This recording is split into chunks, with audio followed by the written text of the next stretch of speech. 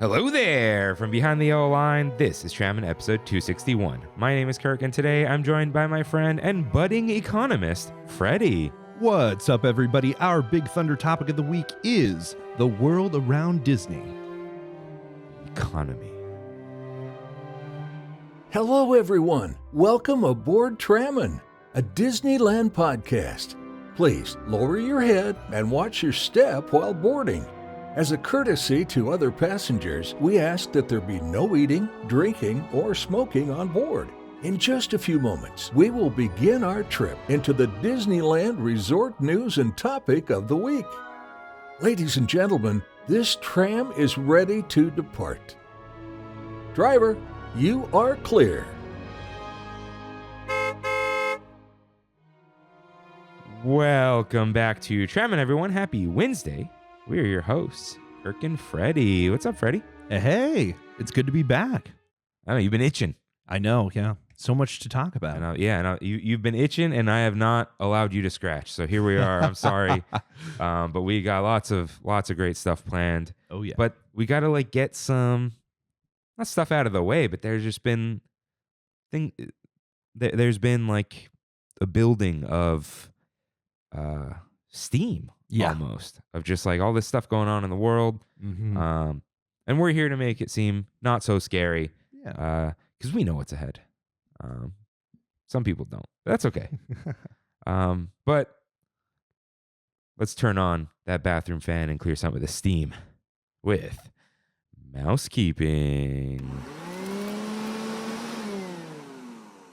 If this is your first time here, welcome aboard Trammin, a Disneyland podcast where we talk about the Disneyland Resort through and only through our eyes. Listen to full episodes every Wednesday or topic-only uploads on Big Thunder Thursdays.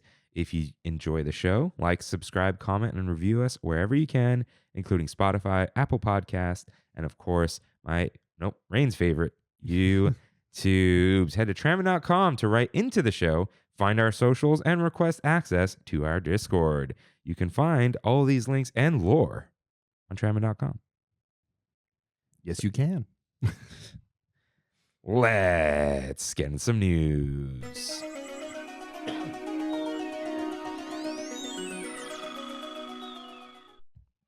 We've been commenting lately that news has been slow with the Disneyland Resort. Yeah. I don't know.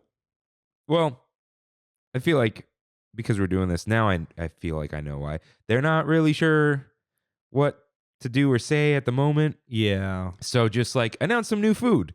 And that's what they did. So this headline is taken from at Disney Eats. Grab your amigos. That's what they say.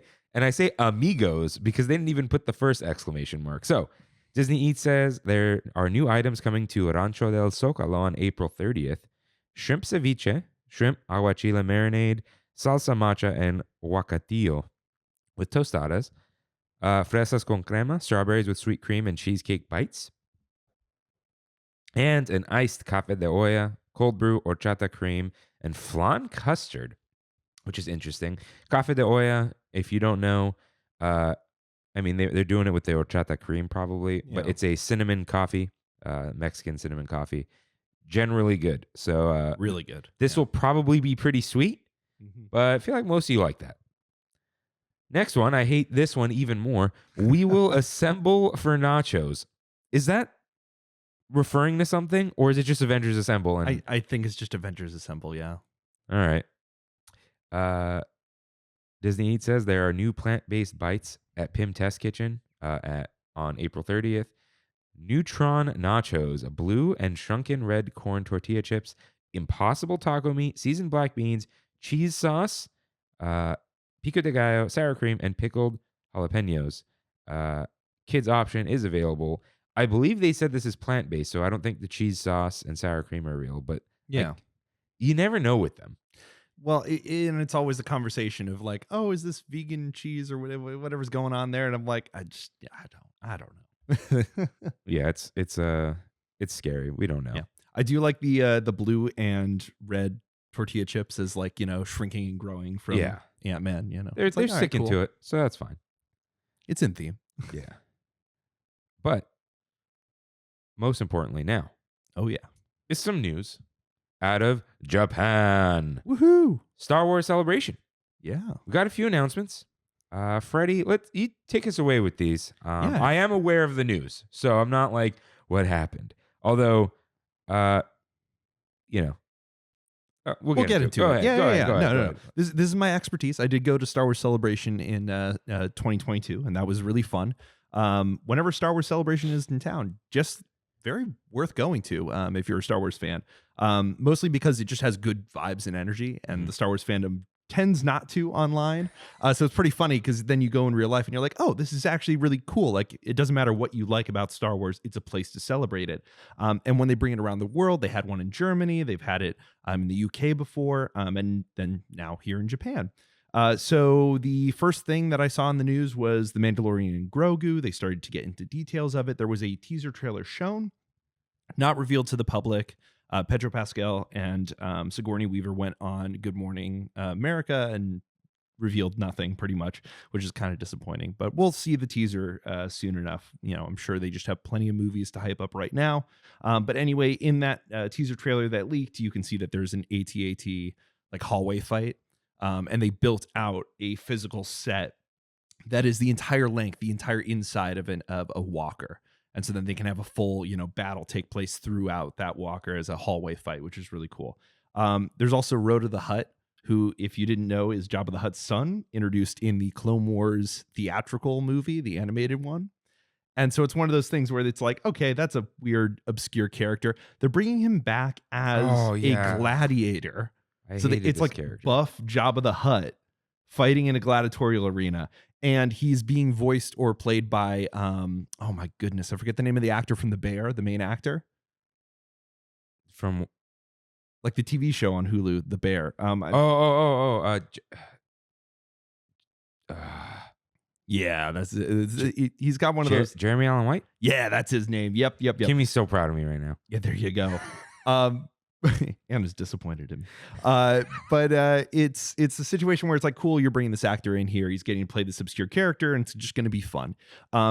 They really talked about how this is going to be a huge action adventure movie, fun for the whole family type of a thing. And you think, yes, it's The Mandalorian. You're going to have all the gravitas of that, but you also have Grogu along for the adventure. So it's going to be fun for everyone. It is interesting to see this is pretty much, okay, yeah, The Mandalorian show is done, but now we're doing almost a sequel to it in this way where we're bringing it into theaters. As far as I'm aware, the budget was relatively low for this because they were able to spend pretty much the same as they would on a season of television just to make a 2-hour movie. And so the economics of it, it just made sense for Disney. It's also really cool that this is a movie that pretty much nothing has leaked out of. That it's like, there's nothing revealed from it because it's just all shot on sound stages in LA and it's super locked down. They did a great job at there's a lot of reveals, a lot of stuff that are going to take place. Everything they showed is probably from just the opening of the movie.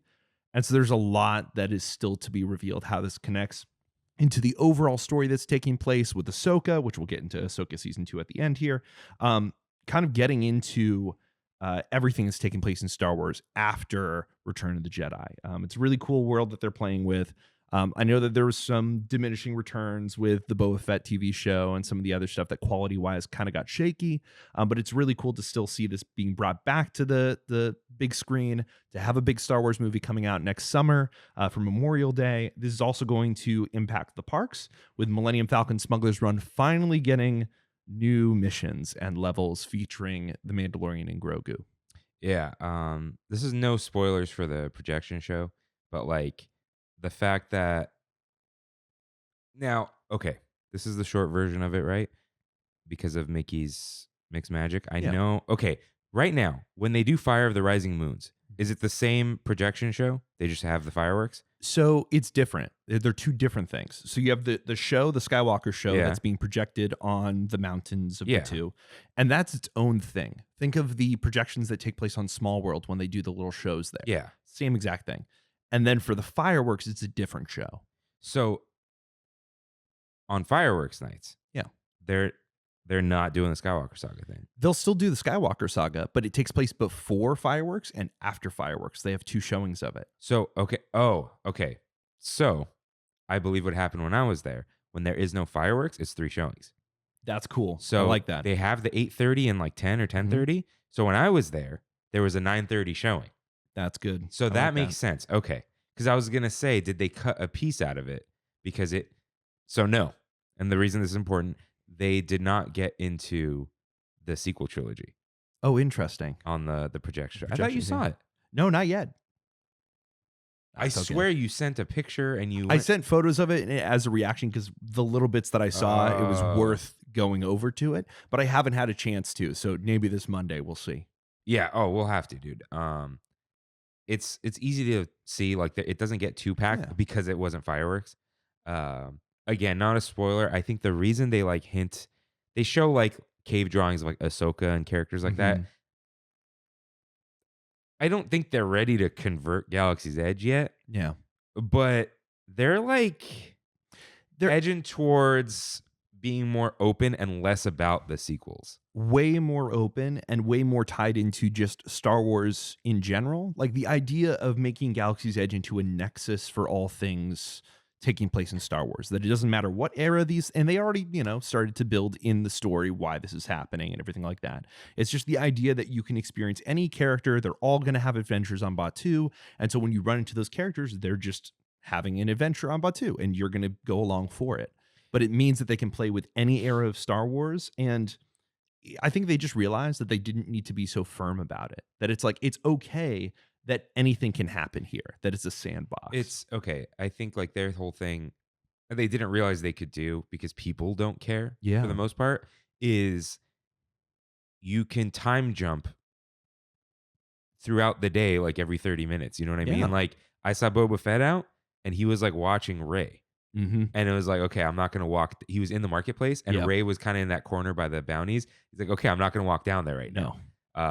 And then she kind of disappeared and he like walked around more. So it's kind of like, oh, okay, as long as you don't see, Luke shaking hands with Kylo, it's like people are going to be like, that's fine. Yeah. Right. Where's Kylo? He's not here right now. Mm-hmm. Right now, Yeah. And even theoretically, like they're using the young Luke from Mando, Yes. but there's also just like in between the original trilogy movies, they were doing rebel stuff. They could have gone to Batuu and it would not have mattered. I mean, maybe not, but no, because like I think in that book, Leia knew about Batuu, so they could have been there without doing like rebellion work. It's just like, yeah. we're hanging out, seeing what's going on here. Yeah. Well, and technically the way they can set it and the way they can, okay, well, around the Millennium Falcon, we're going to have these characters from The Mandalorian, Ahsoka. We can bring all these characters in because we're building out this world. Yeah. And we'll get into that in a little bit here. But I just love the fact that Galaxy's Edge is able to come alive like this. In particular, the one at Disneyland, Disney World tends to be a little bit more shaky on when it's able to do this. But for Disneyland, it's like, this is working. It's connecting more to guests. And I think that's the number one thing, is that the fans, they were worried that fans would care too much about these details. And the reality is that the fans just care about meeting the characters and having it feel alive. And oddly enough, the big Star Wars dorks, you'd think they'd care about the details for canon things. Yeah. But because this is like a theme park land and they don't generally go to Disneyland, some of them, they don't care. They're like, oh my God, I'm going to build a lightsaber. There's Kylo Ren. Oh, Boba Fett's here. Yeah. Like, they might be like, if Kylo Ren, I'm joking, but like was shaking hands with Luke, they might think something. Yeah. But it's not like, why is Luke by Kylo's ship? It's like, oh my God, Luke's here. So they're not asking those questions. And that was the whole thing, is once they've realized this, now it frees them and frees Imagineering to really reimagine the land in that direction. And do you think, like, originally we got more stuff than Florida because Florida was locked to the timeline because of Galactic Star Cruiser. That's gone. But now it's like the studio is here. They record all that stuff here. From what I've heard from like cast members that work at Avengers Campus, they're like, we just use like old costumes and stuff from the TV show. And then anytime a character does not walk around, it's because the costume's like destroyed. And they just like, just put them up there. Like some of these are like raggedy costumes. Yeah. They're like, oh, he's just up on the thing waving at people, because if you get too close, it's like, oh, the back's torn, Yeah. So they get all that stuff. And hilariously, Imagineering is just locked into being headquartered here now. Mm-hmm. It's we've kind of, I mean, we're talking about the economy and stuff. Florida has like tax breaks, but like when they say it's so hard to do business in California, it's really just the cost of things, which is very important. But California doesn't get political about business. Yeah. It's just kind of like, yeah, we just be here. It's easy for Disney to kind of do whatever they want here. Mm-hmm. They just like, yeah, things cost money, but it probably doesn't cost anything to be in Kansas, but then there's many disadvantages to being in Kansas. So yeah, it's funny that Disney's like locked into being headquartered in SoCal. And Yeah. Florida is now just theme park land, right? Like, Mm-hmm. is there anything? Not really. And it's more of like they're still going to have headquarters, obviously, or have like, a base of operations out there, especially with how much they plan to build, which we'll get into that in a little bit. But it is one of those things where, yes, here in California, we do have that Like, advantage. We They got the test stuff here. studio, we got Hollywood. We got the droids first. Yeah. Those little walk around droids, which if you saw them in the parks walking around Galaxy's Edge, they then took those and put them on the set of The Mandalorian and Grogu. They will be in the movie.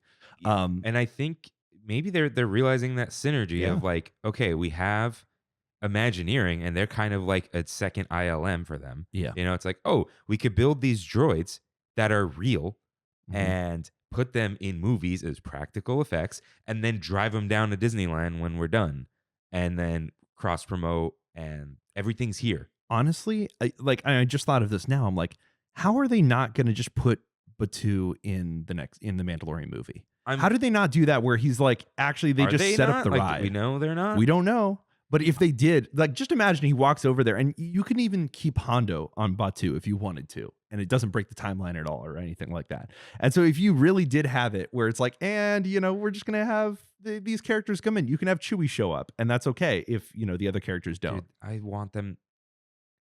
Hondo meeting Mando would be hilarious. It would be so good. It would work so well. Yes. Because Mando would be having none of it. Yep. Grogu would probably love him. Yep. And yeah, it would have been funny if he just showed up in the show for like one episode, because he's just a stupid space pirate. That was what I was always disappointed was. I'm like, you just have to do Batuu at some point. You really do. Because then people are going to be like, oh man, I got to go there. Dude, it's so easy too for them to use it as a practical place, because while they have put like restroom signs up or whatever, the couple of things they put up that ground it to earth are very easily just CGI'd out. Oh, completely. Not even like, oh, they got to remove this whole, it's like not a big deal at all. It's like restroom sign. Yep. Google Photos can remove that with its machine learning. It's like the Falcon is there. The standby sign, turn it into something else. It doesn't matter. It's all. And if it's not in the movie, and that might feel a little cheap to some people and just gimmicky marketing, I think it would be cool. But if they don't, then they're at least going to do a commercial where they have Mando in Galaxy's Edge and he's with Grogu, and they go to the cantina and they go over here and maybe they build a lightsaber or whatever it is. But they do all the Galaxy's Edge things and then they go on their ride. There's no way that you don't film that, because it would just be so much fun. They got to take themselves less seriously, like the way they did the Darth Vader things. Because imagine them waiting in line for Savi's because Grogu is supposed to be a Jedi or whatever. It's like, oh, he's gonna build a lightsaber. They're gonna talk about that. Yeah. Mando is taking his son to the theme park. Dude, imagine him like in Savi's and he like lifts a kyber crystal, right? Because he's like, he's got his little powers. It's perfect. It sells itself. All right. That's enough about Mandalorian and Grogu. We could talk about that forever. But the next announcement that they made, which was pretty big, is the next Star Wars theatrical film is going to be Star Wars Starfighter, directed by Sean Levy, who directed Wolverine, Deadpool and Wolverine. So that came out recently. He did Real Steel in the past, worked on a bunch of projects such as Stranger Things. So he's, pretty well known, a good director, starring Ryan Gosling, which I think their real big thing is following the Barbie movie and that success. I think they're kind of banking on that. So I talked about this with some friends yesterday, who are into film and Star Wars and stuff.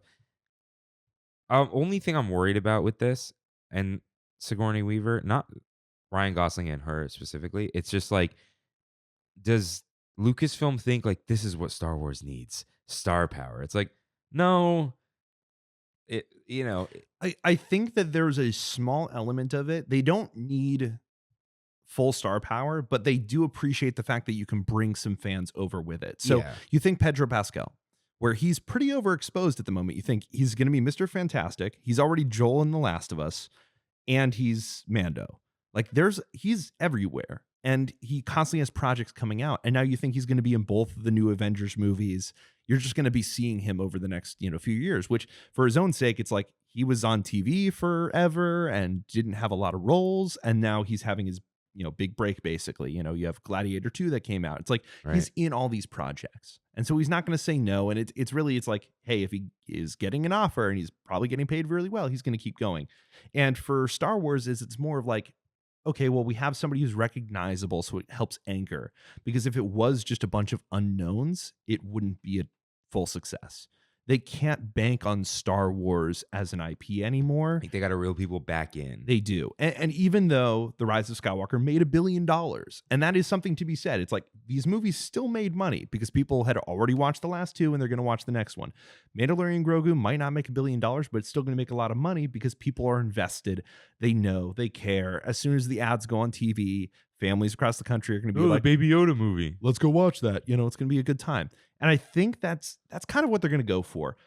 With this Star Wars Starfighter movie, it's going to take place, or it's going to premiere in Memorial Day 2027. So they're kind of locking down Memorial Day. It was Christmas previously with the other Star Wars movies, except for Solo, a Star Wars story, which is a Memorial Day release. That did not go so well for Lucasfilm. But it looks like they're kind of repositioning themselves to focus on Memorial Day. They're opening the obsessed summer. with the original trilogy was in May. We have to keep doing that, even though no one thinks about that. No one. I was like, they're obsessed with like, oh, this is so important to Star Wars. It's not. May the 4th is a joke. Yeah, it's not like a joke. Like it's dumb. Like it's a silly joke that we make. So whatever, that's fine. The thing is, when I saw Force Awakens around Christmas time, like, what a good time to release Star Wars. Oh, it's like great. Cozy, go to the movie theater. It's dark out. Well, and that's part of the reason it made so much money. Yeah. You even think the weather of it. It's cold. I kind of want to go into a movie theater and get cozy. Mando and Grogu being Memorial Day makes sense. That's such a fun summer thing. Mm-hmm. But Star Wars trilogy film, I do wonder, and we'll get into that in a second, that there is a new Star Wars trilogy that's being developed by Simon Kinberg. He's writing all of them. He's going to be producing them. So you basically have a creative head who will be doing this. This is going to take place most likely after, again, the Skywalker saga. It is not a new Skywalker trilogy. It is going to be something else. But the idea of we're going to develop 3 movies, we're going to actually plan this out in advance. We already have, again, the writer, producer, they're doing this whole thing. And part of it, I feel, in Lucasfilm's positioning is to actually have a direction moving forward. They've had this long break theatrically, which is healthy for the franchise because it was overexposed. Yeah. And now it's that whole thing where it's like, all right, let's dip our toes back into it, see how things go. Star Wars Starfighter is probably built off of the original concept for Rogue Squadron that was being developed. Oh, yeah. Because that movie got greenlit, and then the director, Patty Jenkins, kind of combusted. And so now it's been this whole situation where it's like, well, we greenlit this thing, but she's not probably somebody that they're going to work with, which they did not mention Rogue Squadron at all during this. Patty Jenkins has been pretty insistent that she's still working on the project, but that's probably just a, self-denial type thing at this point. So she was Wonder Woman. Yeah. Did the Wonder Woman stuff. Yes. Well, and then she let go of her producer who helped her make Wonder Woman a success. And so then it was like, oh, well, I can do this all on myself. And then Wonder Woman 1984 failed and was not a very good movie. She was kind of a, no pun intended, one-hit wonder. Yeah. It's because nothing on here what happens. Looks like it was anything. Well, and their whole pitch for Rogue Squadron was Top Gun Maverick in space, because Top Gun Maverick is a Star Wars movie. It has a trench run, basically. And so it's like, well, let's just bring that back to Star Wars. And really, it's just people want dogfighting in space. They want that last act from Rogue One. They want that again.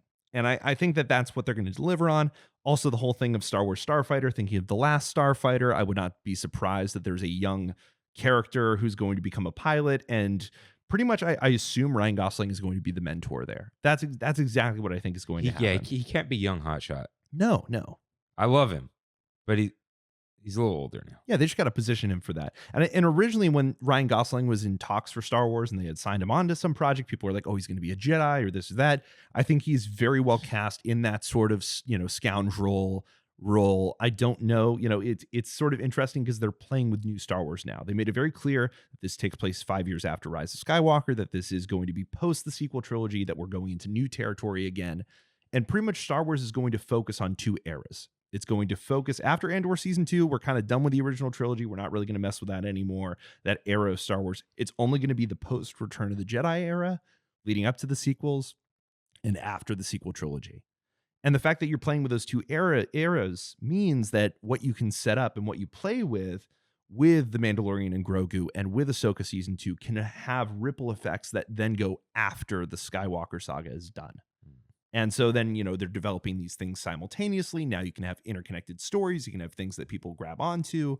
And now you're able to actually build something. And the fact that they're planning, this is what they should have done to begin with. But they were too eager to make these things. They didn't think, okay, maybe we should take some time and care. So it's good to see that this is starting to develop. The Star Wars Starfighter film is in pre-production right now. So it's a type of thing where it's like, okay, they're actually doing this. Mm-hmm. They have everybody attached. Their plan is to start filming this fall. So like, okay, that's actually happening, which is good. It's like they need to lock in stuff so that they can actually make this, it's unreasonable to think, oh, well, we're going to greenlight this and it'll release next year. That's not going to happen.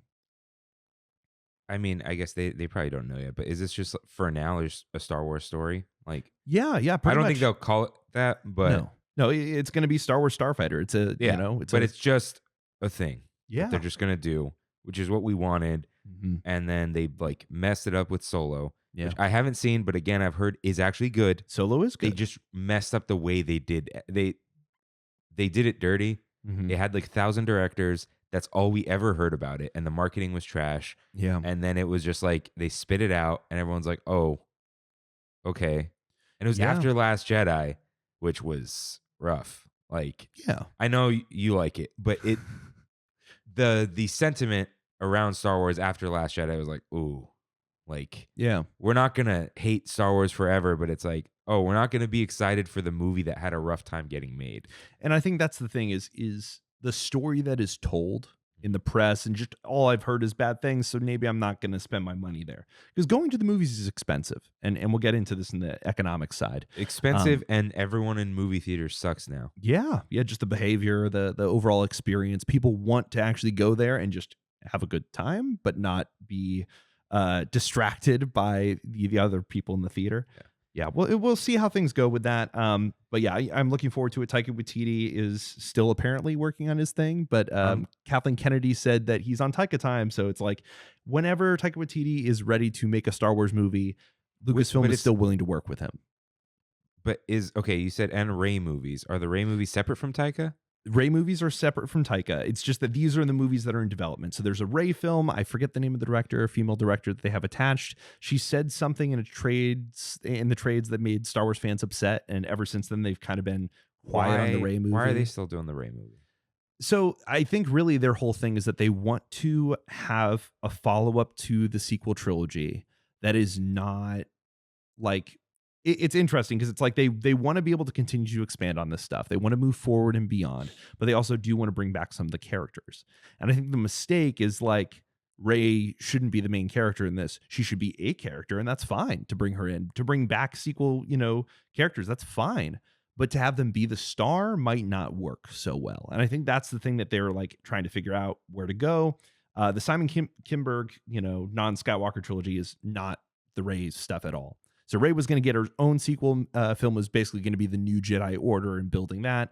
Most likely bringing Grogu into that era. That's exactly what I think they're going to build to is, it's like, and fast forward, 20 years and here's Grogu now. Now he's a Jedi Master. That's exactly what I think is going to happen. Something like that. With the most experienced teacher in the world, Rey. Yeah, exactly. Great. I'm not a Rey hater. It's just like, this Simon Kinberg, we don't know anything about it. Nothing. What I truly hope is at least 10 years after Skywalker Saga. And just like, we don't need to worry about like the Republic of Planets anymore. Like, no, yeah. Just do completely new And I did not coin this term, small galaxy syndrome. It's like, oh, somehow everyone's on this planet. It's like, dude, there's 1,000 of these. Yeah. And everyone just happened to be here while we were here. Oh, look, it's that guy from the other movie. Like, they need to soft reboot Star Wars. Yeah. Of just keep the lore, keep the legends of the characters and Mhm. maybe the names, right? But don't anchor yourself to these characters that were in old movies. Yeah. That way you don't have to reboot literally the story. Just Yeah. if you completely move on Mm-hmm. to just a new era, Yeah. I think they have a better chance of like bringing in new Star Wars fans and making old fans go like, okay, this is what we want. We want more Star Wars. It doesn't have to be the Yeah. Skywalker. It doesn't have to be a Solo. It's just like, oh, Star Wars. Now these are new characters that kids can grow up with. And you can still have Jedi and Sith or, light and dark side play a factor into this stuff, but it doesn't have to be about the characters that you've known before. And maybe they mention something about Darth Vader, or they mention something about Luke Skywalker, but it's purely a mention. Yeah. We're not going to tie ourselves into it. We're not going to tell that story over again. We're not going to do anything, because the idea that you're going to fall in love with a bunch of characters and they're going to be on a starship and they're going to go on an adventure and they're going to fight against the forces of evil, that's what people want to see on screen. And that's it. You don't have to give us anything else. You don't have to tie it into anything. You just need it to feel like Star Wars again. And I think that's my hope for that. That's my hope for Star Wars Starfighter. The fact that that's kind of what they pitched, is that it's going to be all new parts of the galaxy, stuff you haven't seen before, and it's its own story, its own thing. So we'll see how all that goes. Again, more recent, what's going to happen really soon is Andor Season 2, dropping on April 22nd. 3 episodes a week as a release. They're doing kind of the old Star Wars Clone Wars model where every 3 episodes is an arc of a story. So it's supposed to be the years right before Rogue One. And so it's going to be each 3 episodes is taking place during one of those years. So time is going to pass as you watch the series, as you watch Cassian Andor become the character that's in Rogue One. Already reviews have started being posted today, and everyone's just calling it fantastic, better than season 1. If you haven't watched Andor, it is some of the best Star Wars ever made. And just good TV. Yeah, I think it's absolutely. super exciting, great payoffs. Their problem is they started it slow. Yeah. I think that a lot of people they weren't able to get into it because of that. They were like, okay, this is I think that's why they released them all at once. It was like, Yeah. oh, just move on. Mhm. Not that it was bad. It's just like they had to kind of intro this character. Yeah. But then I think I'm not gonna say anything, but like the big thing they were hyping for the second arc, the meteor shower, or whatever, right? Mhm. You're like, how good could this be? And it was that good. It was as And good, it was yeah. better. And Yeah. because you're like, oh, I'm gonna see some special effects and I'm gonna care. Yes, it's Mhm. really good. Like I still think about that scene and the things they do and the things you see, like established character types do. Like again, just seeing TIE fighter pilots doing their job. Yeah. That's all I'll say. Was like, oh, I don't think we've ever really seen this angle. Mhm. And maybe in a cartoon, but it doesn't hit the same. No. So it's like, oh, this is cool. You're seeing a little more. I mean, part of the show is you're seeing the Empire be like a bureaucracy of an Mhm. empire. It's just like, that's cool. You're seeing like their procedures, not just like, here's the Emperor, we're evil. Well, and you're seeing the galaxy from the people's perspective. Yeah. That's the whole thing. Is it's a story about rebellion, why people rebel, how they fight, an authoritarian government, all this stuff. And it's being told from that ground level.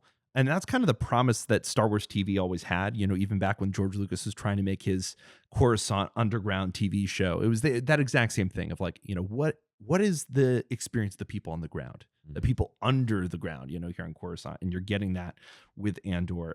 Looking forward to it. It's fantastic. Again, if you've just passed through it, you're scrolling through Disney Plus, give that show a watch. I know, yes, the slow pacing, but it's like it pays off, and so many things don't pay off, and that's the difference with Andor is that they really deliver. And I think with Andor, you don't need any prior knowledge. Yeah. Except maybe the original trilogy, which if you haven't watched the original trilogy, I don't even know why you'd care about any of this. So if you've just watched A New Hope, Empire Strikes Back, and Return of the Jedi, you can just watch Andor. You don't even have to watch Rogue One, I think. Yeah. I think it might even be cooler watching Rogue One after. I agree with that. Yeah. But if you've watched Rogue One, obviously you'd be into it. But it's not like all this knowledge required. It's just like basic Star Wars lore. Mhm. You don't even need the prequels for it, I think. So No, absolutely. Yeah. And so then moving on a little bit, just two last items. Darth Maul Shadow Lord. They did their 20-year anniversary panel for Star Wars animation, which, wow, 20 years. Yeah. I mean, I remember growing up watching the Clone Wars TV show and how big that was for me of like, getting to experience Star Wars, getting to watch a show that was animated, grow up with you. I mean, Star Wars Clone Wars, eventually it's like, how many deaths are going to take place this episode? Like it really got into the war and the dramatic and the weight of what was happening. And finally, they got to go back and finish the Clone Wars and actually tell that story all the way up to Revenge of the Sith, which is really great. And because they did that, Dave Filoni was able to kind of reboot Star Wars animation, bringing it back. So then they were able to do Bad Batch, which was pretty good. And now they're going to do Darth Maul Shadow Lord. This is going to be set between Clone Wars and Rebels. If you didn't know, Maul is in Rebels and meets an end there. And so it's the type of thing where it's like, okay, we have a certain set of time, where you can experience Maul. The other tease that you kind of had is if you do watch Solo, A Star Wars Story, you do get some attachment to Maul, and Maul has something going on in the background of that story. And so Maul has this whole like criminal underground element, also being sort of in the shadows, which is why they call it Shadow Lord, because obviously not a lot of people knew he was alive. So it's the type of thing where you kind of have to keep him in the shadows, but you still want to keep him as that sort of Sith Lord doing this stuff. They're going to introduce Darth Talon, who is from the comics, Twi'lek, sort of red Twi'lek Sith Lord. She was originally going to be one of the main villains in George Lucas's pitch for episode 7, 8, and 9. George Lucas wrote a script treatment for the sequel films. Disney paid Lucas personally for those scripts and then just threw them out the door. And so Dave Filoni is like, well, I'm bringing back George Lucas's ideas for what he wanted to talk about with this character. Yeah, you might and not bringing want all George this in. Lucas's script. Yeah. But you want his treatment, as they would call it. Right? You want his story ideas. What was his feelings about this and about the character? Because Maul was going to play into it. Whereas like, well, George Lucas wasn't going to bring back the Emperor. He was going to bring back Darth Maul. And I thought that was kind of cool. Like that it's like, well, Darth Maul was going to be like in the shadows, and then you have Darth Talon, harassing everybody. Because Darth Maul was kind of wasted. Yeah. But we got the Emperor. Mm-hmm. We got more than enough of the Emperor. Yeah. Yeah. And so I think playing with Darth Talon, what they're going to do with that, all of George Lucas's other ideas, they did show a teaser trailer to the people at Celebration, but this show is going to be coming out next year. And so it's a situation where like they haven't done a lot of the animation yet. And so that stuff is going to get revealed over time. I just wonder what they're going to set up in terms of how that's going to tie into what they're doing in the rest of the series. They also have Marok, who is a Inquisitor character who showed up briefly in Ahsoka. He's going to be in the Maul show as well. So they're like tying in more. That's the beauty of Star Wars animation, is it just ties everything up, makes it all, clean, ties it up in a bow, and actually tells better stories than the movies do for most of the time. So yeah, that's really cool. I just love to see animation continue. The other final announcement was for Ahsoka Season 2, which is, if you haven't watched Season 1, pretty much a continuation in live action of the Rebels show, which following Clone Wars, they did Rebels, tied in even more new fans. Rebels, I didn't get into easily because it felt like, after the heights of Clone Wars, it's like, oh, and now it's just a kid's show again. Like, it goes back into feeling a little bit immature or that type of thing. That's why I've watched it very slowly. Yeah. Because it is, okay, I'm not a do two things at once person. Because first of all, multitasking is not real. Your brain literally just focuses on one thing or the other. You just don't realize it. But with Rebels, you can kind of just be doing something else and turn it on, because half the time nothing is happening. Nice. They say something, and then there's like some dumb battle where they call each other like dummy, because it's a kid's show. Yeah. The overall story happening is really important, and the characters, and there is like, as always with Star Wars, like a lot of heart to it and like important lessons, and important character development. Yeah. But then sometimes you can tune out for a little bit and you don't really miss much sometimes. And then Ahsoka fights Darth Vader, and then you're like, I'm locked in. Like, yeah. You know when to tune in and out, but like when they did the Underground Jedi Temple episode thing, it's like really important parts, but then parts of it they're just like chasing each other for like 10 minutes, and it's like, okay, whatever. And then they do another episode on it. It's like almost like Dragon Ball Z. Yeah. We're just yelling at each other in the air before we fight for a while, and it's fine, you know. So Yeah. it did get very kid-ish. They did Hondo Onaka a little dirty, where Clone Wars started halfway through, and then you get to like Umbara, and it's just like the most insane war story you'll ever. Yeah. Like they could make an That arc, Umbara man. movie, dude. Yeah. It's when people are like, is Clone Wars important / good? I'm like, if you get into it, man, it's actually crazy. I care about every single clone. You know, they did such a good job. So but Rebels, let them. I'm glad they're kind of like putting a bow on it with everything. Yeah, They did that with Ahsoka. And they're not just doing that; they're tying it into Clone Wars lore. So they introduced at the very end of Ahsoka season, where Ahsoka, a little bit light spoilers, Mortis gods are being reintroduced into canon in live action, which is crazy because I love the Mortis gods arc in Clone Wars. I think that's crazy. Almost not canon, right? Yeah. It was like just this thing that kind of happens, but they don't really. It was super weird. And it's kind of one of those moments where you're like, George Lucas let this happen in Star Wars? Like, okay, we're going to have a physical manifestation of like the Force is like these gods. Like, what is going on? And that's almost, I always wanted the sequel trilogy to kind of like end with, we're going to go super crazy, like with the Mortis gods. And it never did. So to see Ahsoka actually do that is going to be incredible. I can't wait. They had a little teaser that they showed, just with concept art. And so it's, another galaxy. And then you have Grand Admiral Thrawn coming in. And Grand Admiral Thrawn is, from the Legends lore. They brought him back in the books and in the Rebels show. And now he's going to be the grand villain of the era where The Mandalorian takes place, where it's all building up to Thrawn and what's Thrawn's impact on the galaxy. And then they'll defeat Thrawn, and then the First Order will rise. But they said that basically throughout this next season, you're gonna have Grand Admiral Thrawn versus Admiral Akbar, which is crazy. They showed that they were bringing Akbar back, which I'm like, okay, the Last Jedi did him dirty, so it would be cool to bring him back. And Hayden Christensen is coming back once again as Anakin Skywalker as the Force Ghost.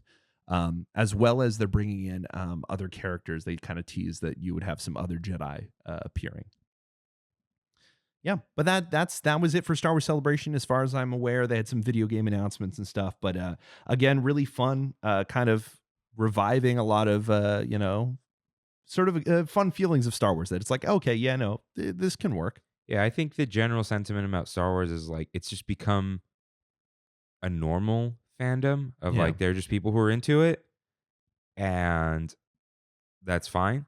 It's just a regular thing. It's not at the heights of like Marvel at this point, I think. Yeah. I think Marvel is still doing very well.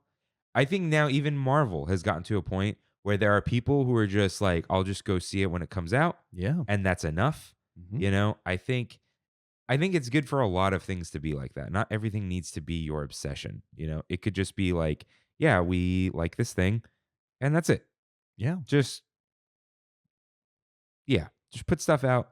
Let people watch it. Let them enjoy it. Count your money. Move on, right? Not everything.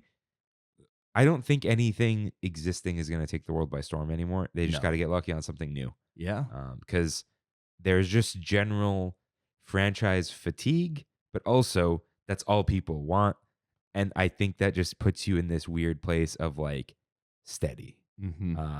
But yeah, until you get the big pop of something new, the next big thing, it's just like, all right, we just do this stuff now.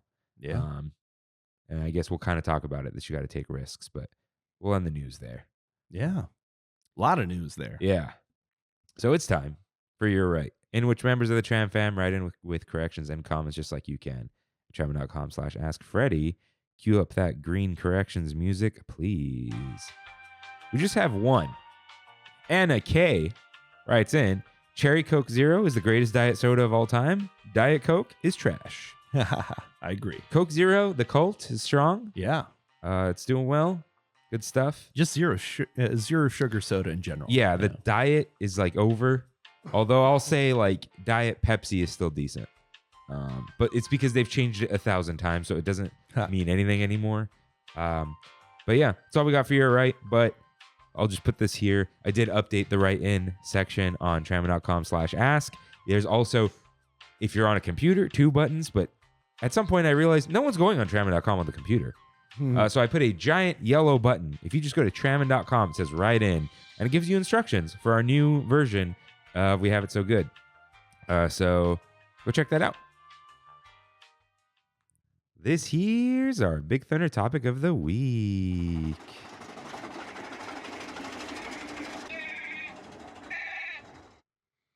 The world around Disney. So there's a lot going on in the world. Oh, yeah. This is not a throwaway, we'll just do current event situation. I think a lot of people are just unsure about what's next with everything. A lot of people have heard announcements for things, and then that's all. Or thinking, whatever happened to this? Yeah. Did they cancel the Coco ride? All this kind of stuff. So let's get into it. But let's get into it with the hottest topic right now, Epic Universe. Oh, yeah. Which I don't generally, it's not that I don't care at all. It's I'm not like in the hype cycle for it. Yeah. However, a lot of people, even people who don't keep up with this stuff, are like, oh, I've been seeing a lot of great stuff. I'm into it. Like Kimmy's like, oh, this looks so cool. It's like, okay, let's talk about it. Let's see what people have seen or heard. So let's start with Epic Universe, Freddie. Yeah. And it's like we're getting hit by the marketing blitz real hard right now. Like at work all the time on the TVs, I'll see like every 30 minutes there's a Epic Universe ad going up, and it just cycles through all 4 of them. It's crazy. That's crazy. Yeah, no, but it's just nonstop now. It's like it's the hype train is building, and not just with theme park fans, but with people in the public. That it's like, oh, there's this new cool thing going on down there. And the more that stuff pops up on social media, people are going to see things on TikTok. It's like, oh, maybe I need to plan a trip out there. And so like there's that whole hype train going on, and we're going to get into the economic side of it. That is kind of the opposite effect. And so where is Epic Universe going to land? With Universal and Orlando specifically, they tend to always like, we're going to open Universal Orlando, and then it flops. We're going to open Islands of Adventure, but we're going to rename the whole resort Universal Escape, and then no one shows up. And so this whole history of we open a new park and it flops, open a new park and it flops. Sometimes it's because the park itself has issues. When Universal Orlando opened, most of its major attractions were not functioning properly at all. They basically had to like rebuild the Jaws ride. There's a lot of stuff that it was just like complete failure. Islands of Adventure, a park that opened and was perfectly great and had one of the best rides ever built at the time in the Spider-Man ride. And so you have this thing where it's like, oh, we built the best ride ever. People are obviously going to come, and then they didn't. And so it's one of those things where the park can be a certain quality, but the economic factors or the marketing can cause the project to fail. But Epic Universe I was going to ask whole an hype train. irrelevant question. The Star Wars, the Spider-Man ride. Yeah.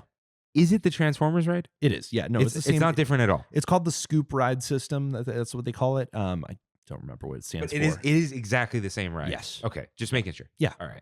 It's very like, I think there's one difference in that I'm pretty sure the Transformers one has the lift. Like it's a 2-story attraction versus 1-story. There's some difference like that. That's pretty simple, but it's the same ride system. If you've been on, Transformers, then you know what it is. Universal uses these systems all the time, 3D projected attractions with some set work. But it's interesting to see how things have moved forward, because Universal Creative has had a huge influx of people from Imagineering and vice versa. There's a lot of cross-pollination going on. If you know anything about themed entertainment, it's a lot of project-based development. So it's like, all right, you're going to work on the roller coaster, and when the roller coaster is done being developed, then goodbye. And that's kind of what's happened with a lot of these things. So a lot of people are kind of moving between different park projects. But Epic Universe is kind of like, this is it for Universal Creative. This is them showing everything they're capable of.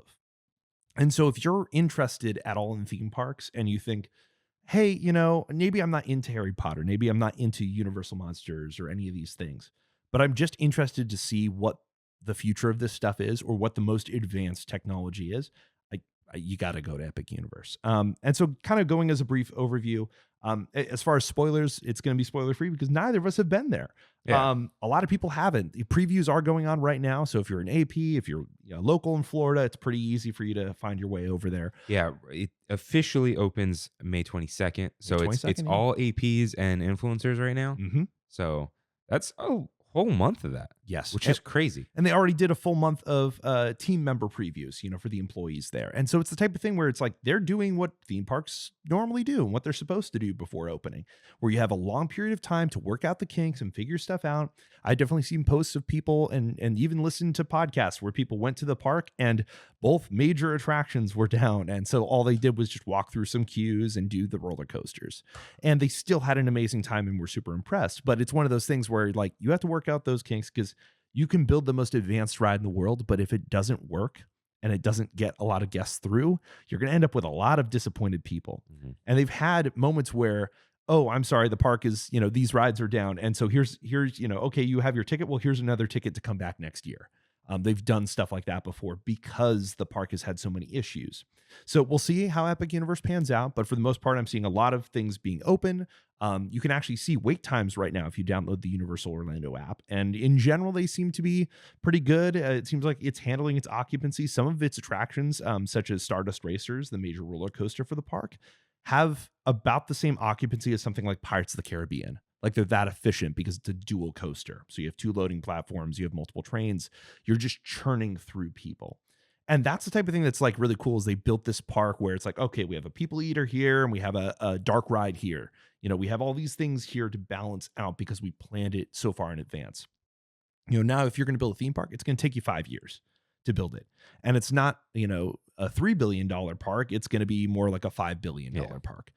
Some of these attractions themselves, like the Mystery of Magic ride, might like just that ride cost $1 billion throughout development to completion. And that's what you're talking about with the amount of money being spent here. Just starting on the left side of the park, you have Super Nintendo Worlds. They have the largest version of it. They also have Donkey Kong Country that has Minecart Madness. So they Tokyo have like has 3 rides. Donkey Kong coming too, right? They already opened Donkey Kong. They already have it available. Yeah. But it's smaller? It's the same. Like their Donkey Kong is the same minus the waterfall, I think. The waterfall is like fake over there and the one in Epic Universe is real. There's like minor differences in terms of layout. But their Super Nintendo World is just a larger version of the one we have in Hollywood. Seems like they have a lot less of the development issues that the Hollywood version had. If you didn't follow in the fandom, a lot of stuff with Super Nintendo World in Hollywood was just not finished properly. They went through so many contractors and just, oh, this didn't get painted properly or this didn't get sealed properly. And so there's a lot of stuff that you look and sight lines wise, you're like, that doesn't really line up, but it's okay. It's a cartoon world anyway, Yeah. That was my biggest criticism of it with the sightlines, because it's supposed to be immersive, and then you're just like, here's the bar holding up the Koopa Troopa, and it's like, like certain things you can forgive, where it's just like you're not gonna cover this thing up, but like a lot of the park seems that way. Especially, it's lower than all the other things. Yeah. So you just see the roofs. Yeah, you turn around from the minecart ride and you can see Jurassic World, and now you can see the Fast and Furious roller coaster going in the hills. Yeah, like I'll give it to Galaxy's Edge for all that we say about it. Yeah. You don't see anything. You're on a different planet. Yeah. Yeah. It's honestly funny because sometimes you go to Galaxy's Edge and the temperature is different. Like, it's like a lower elevation. It's on the other side of the river and it'll be like, 5 degrees cooler. And you're like, oh, that's weird. It's got its own climate. Shout out to River and James. You think I'd miss it. But yeah. So how do we... I'm just gonna keep going over the lands a little bit and just generally what we saw. The last note on Super Nintendo World, it's super popular. It had longer wait times than pretty much anything else in the park. And that's just because they don't have it in Florida. And so for a lot of people in Florida, they don't come to California. They don't go to Universal Hollywood. They might go to Disneyland, but they might not even go to Universal Hollywood. So then it's a situation where like... Because a Florida AP is like an Orlando resident. Yeah. You're not really getting out of there. No. Yeah, so at least for these previews, it's going to be popular. I think when people from California obviously go over there, they're going to look at Super Nintendo World. Maybe we want to do the Donkey Kong ride where it looks like the mine carts are jumping the tracks, which is crazy. But maybe we don't, maybe that's not important as some of the other things. The next land, and it's the one that I am most excited about, is Dark Universe. They built a Universal Monsters land that is highly immersive, and everything I see from there is just the mood, the atmosphere. This isn't Hollywood Horror Nights. It's very clearly built so that, people with, teenagers and stuff like that can still have, kids can still go there and it'll be okay. But it has that spooky energy that you would get maybe at a Oogie Boogie Bash You know, a little bit more than that, but kind of in that vein where you're like the idea of spookiness and vibes, and it's a little bit kooky, it's a little bit, you know, fun. It's having fun with itself. And that's really cool to see. Everything I've seen from the attraction, which I'm trying to be spoiler averse, where it's like I'm not going to watch a POV of the ride. I'm not going to really watch a full walkthrough. I want to go experience it for myself. But if I see a clip and I'm passing through, whatever. I see a photo, cool. But you know, that's not going to give me the same experience as actually going there. Yeah. So I'm okay to see things. It's just I'm not going to go all the way into it. But everything I have seen is just phenomenal. The details are amazing. Listening to podcasts, I've heard at least the Universal Monsters, the Dark Ride, the Frankenstein Experiment. It is supposedly one of the best rides ever made. Like Wow. that's all the reactions I hear. Is it's like this is one of the best rides ever made. It is arguably one of the 2 best rides ever made because both of them are in this park. Oh, what's the other That's the one? reaction. Oh, Ministry of Magic. We'll yeah. get into that in a second. But this uses the Kuka arm ride system from Forbidden Journey. The difference is if you've been on Forbidden Journey, you're kind of in a box. Your vision is limited. And this is a ride where that's not the case. So it's open, so you can look around. You're in a dark ride. So it doesn't have those moments where it's like, I'm putting you in a screen bubble, and now you're just going to rotate through this thing. So hopefully that changes things a little bit. I'm sure if you're prone to motion sickness, a lot of these rides are going to be aggravating. So definitely bring stuff for that. But yeah. I hope they have kind of fixed like the motion profile of this ride. I've been on Forbidden Journey. Mhm. I didn't, and I don't get motion sickness. Yeah. I didn't like. It was like, look how much we're whipping you around. It felt like a little gimmicky of like, oh look, now you're going backwards and whatever. It's like, how about you like float me through here? You know, you're not going to simulate me being on a broom right now. I'm in a chair. You know, so. And I think what they're doing with it is it's the perfection of the ride system. So it is, you know, it's the newest version of it. It's going to be smoother. It's going to have different motion. And the fact that you're in a dark ride, so you have animatronics of all of the Universal monsters, plus you have, yes, you have screens, you have projection and stuff like that, but it's using every tool at the disposal of the industry in an attraction. And as far as I'm hearing, it's like there, you know, people have had experiences where, yeah, sure, animatronics are in B mode or they're not working, but you're not going to have a Disco Yeti situation. You're not going to have just flashing light and, you know, it's a static figure. It's like, no, this is moving. This is alive. And it's, you know, supposed to be kind of terrifying, but in a fun way.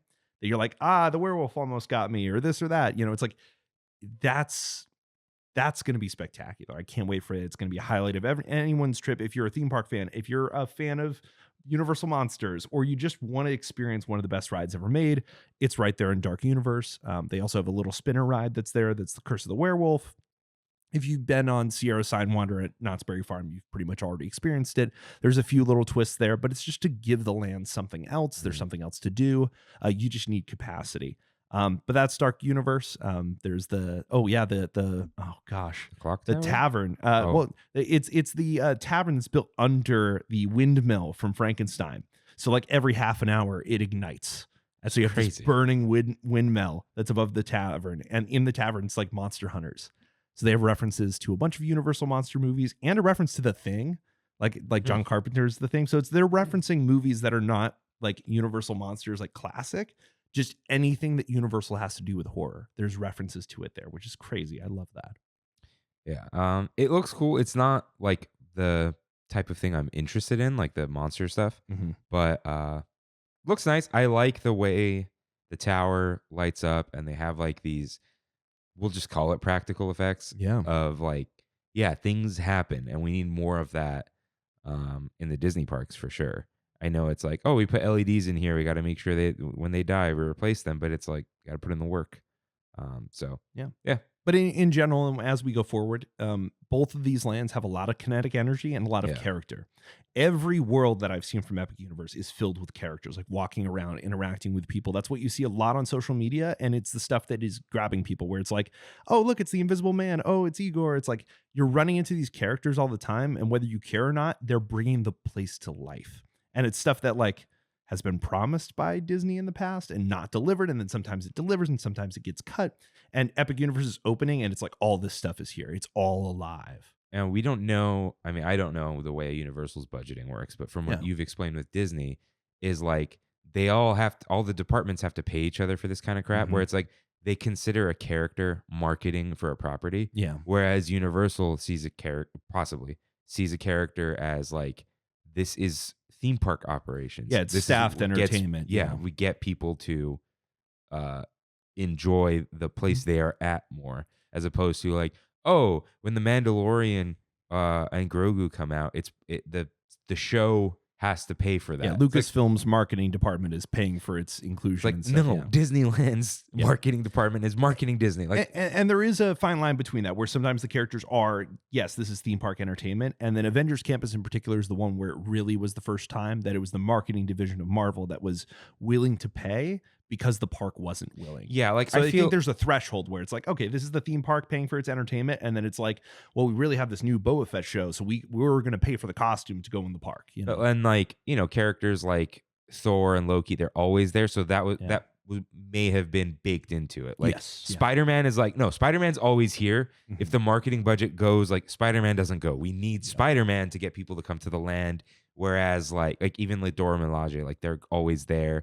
But then Baku? Is he yeah, the- M'Baku. Oh, yeah. oh, M'Baku. It's like, okay, we're going to pay for a costume to promote the thing that he's in right now. Yeah. And then he's going to go because you're not like, I got to go to Avengers Campus to see M'Baku every time. Yeah. But your kid wants to see Spider-Man every single time. So It's not like you're going to go to Avengers Campus and meet Kang the Conqueror anymore, are you? no. Or the Eternals. The Eternals. Oh my gosh, they kept those guys around for way too long. It was super Yeah. funny. But anyway, next world in Epic Universe is going to be Ministry of Magic. This is themed to 1920s Wizarding Paris from the Fantastic Beasts film. Right. And from everything I've seen, it's like you could tell that this was originally going to be named like Fantastic Beasts, whatever it Mhm. is, Wizarding World Fantastic Beasts or whatever they were going to call it. And that's kind of the theming of the main land itself. They have a big circus show that involves all of the animals in it, as well as the Ministry of Magic ride. What little I've seen of it has those fantastical beasts showing up in the ride and causing mayhem. So it's like, yeah, clearly they tied it into that franchise, but they also knew that that was not what they were going to bank on. And that's why it's like Ministry of Magic, like from the Harry Potter films. It's the same idea of when you get on Rise of the Resistance, you go on the ITS and it rotates around, and now all of a sudden you're in a Star Destroyer. That exact same type of a thing. That's what they were delivering. And it feels like Ministry of Magic itself is an answer directly to Rise of the Resistance. That, oh yeah, you think you built the best ride ever there? Oh, that's cute. We'll one-up you with this one. Hey, that drop on Rise of the Resistance, what if it wasn't just once? We can do that all the time with this ride. Whenever we want, we can make it feel like the elevator's dropping. We're not limited because we're not trackless. And it's super interesting because none of these attractions are trackless. Mm. They all have motion bases. They all have, in the case of Ministry of Magic, a very large, like multi-story sort of motion base attraction. And that's like the little bits that I know. It's like, this is like crazy levels of machinations, the machinery is huge that they're using here. And I think that's the reason that they're seeing a lot of breakdowns as well. But the Ministry of Magic attraction, very transportive. Everything I see from it is it's just like incredible amounts of detail, like double the size of the Star Destroyer hangar type of a thing. You're just looking at like the queue that's developed. Suppose I've seen stuff that it's like between 4 to 5 hours worth of queue in that building. Oh. So it's designed to handle like it's peak summer and we're able to just pack it in here. Like we can fit everyone in this building. Yeah, like if there aren't that many people in there, Yeah. it's like, oh, you get to walk through it. If you're stuck in there, it's fine. Yeah. And it looks like spacious and whatever. And I think the only thing that I guess the outdoor portion of the queue for Rise of the Resistance, like caves and stuff, they could have made them a little more interesting.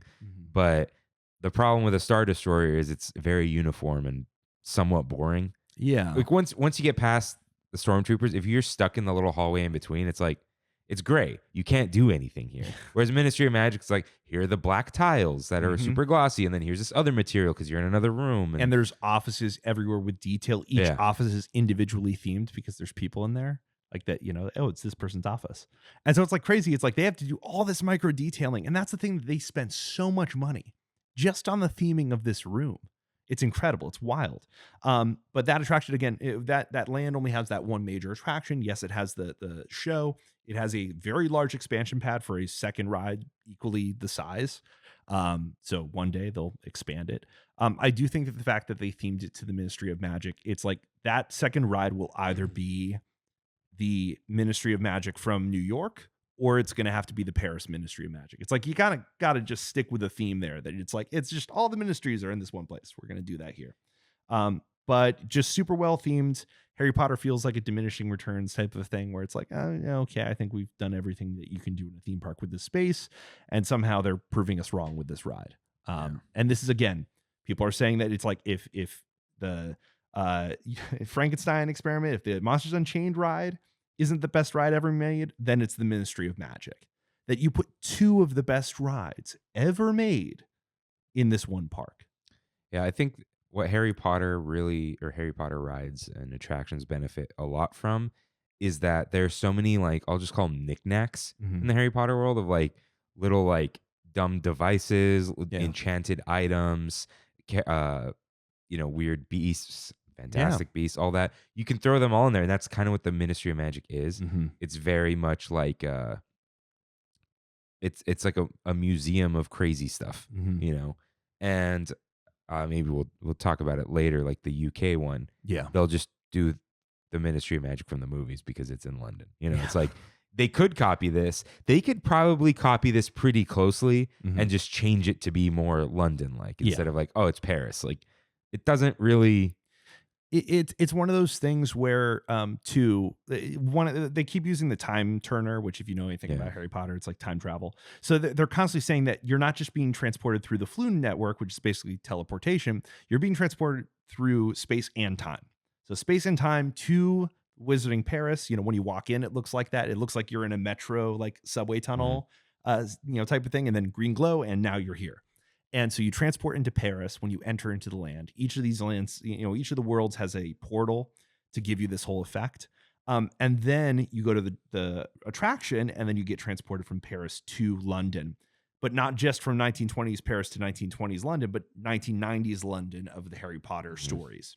And so it's one of those things where they're like, we're moving you all sorts of places, but we know that you as the audience, as the people in the theme park, don't really mind that. That's all good. It's most cool. people aren't even going to realize the green is the flu. It's they're not even going to, they're not going to notice or anything. They know that they're being transported. They know that stuff is happening. Even the time stuff, they don't. Yeah, they're going to walk in and they're going to say, hey, where's the Harry Potter land? Yeah. That's it. It's the exact same thing as Galaxy's Edge, but they're skipping like that whole cycle where you're like, I'm not sure. Are they going to understand or whatever? It's like, they don't care. Star Wars land, guys. People just call it that now. Yeah. People who are Disney fans are like, Star Wars land. Yeah. Whatever. It's just easier to say. Yeah. It's more clear. People know what you mean.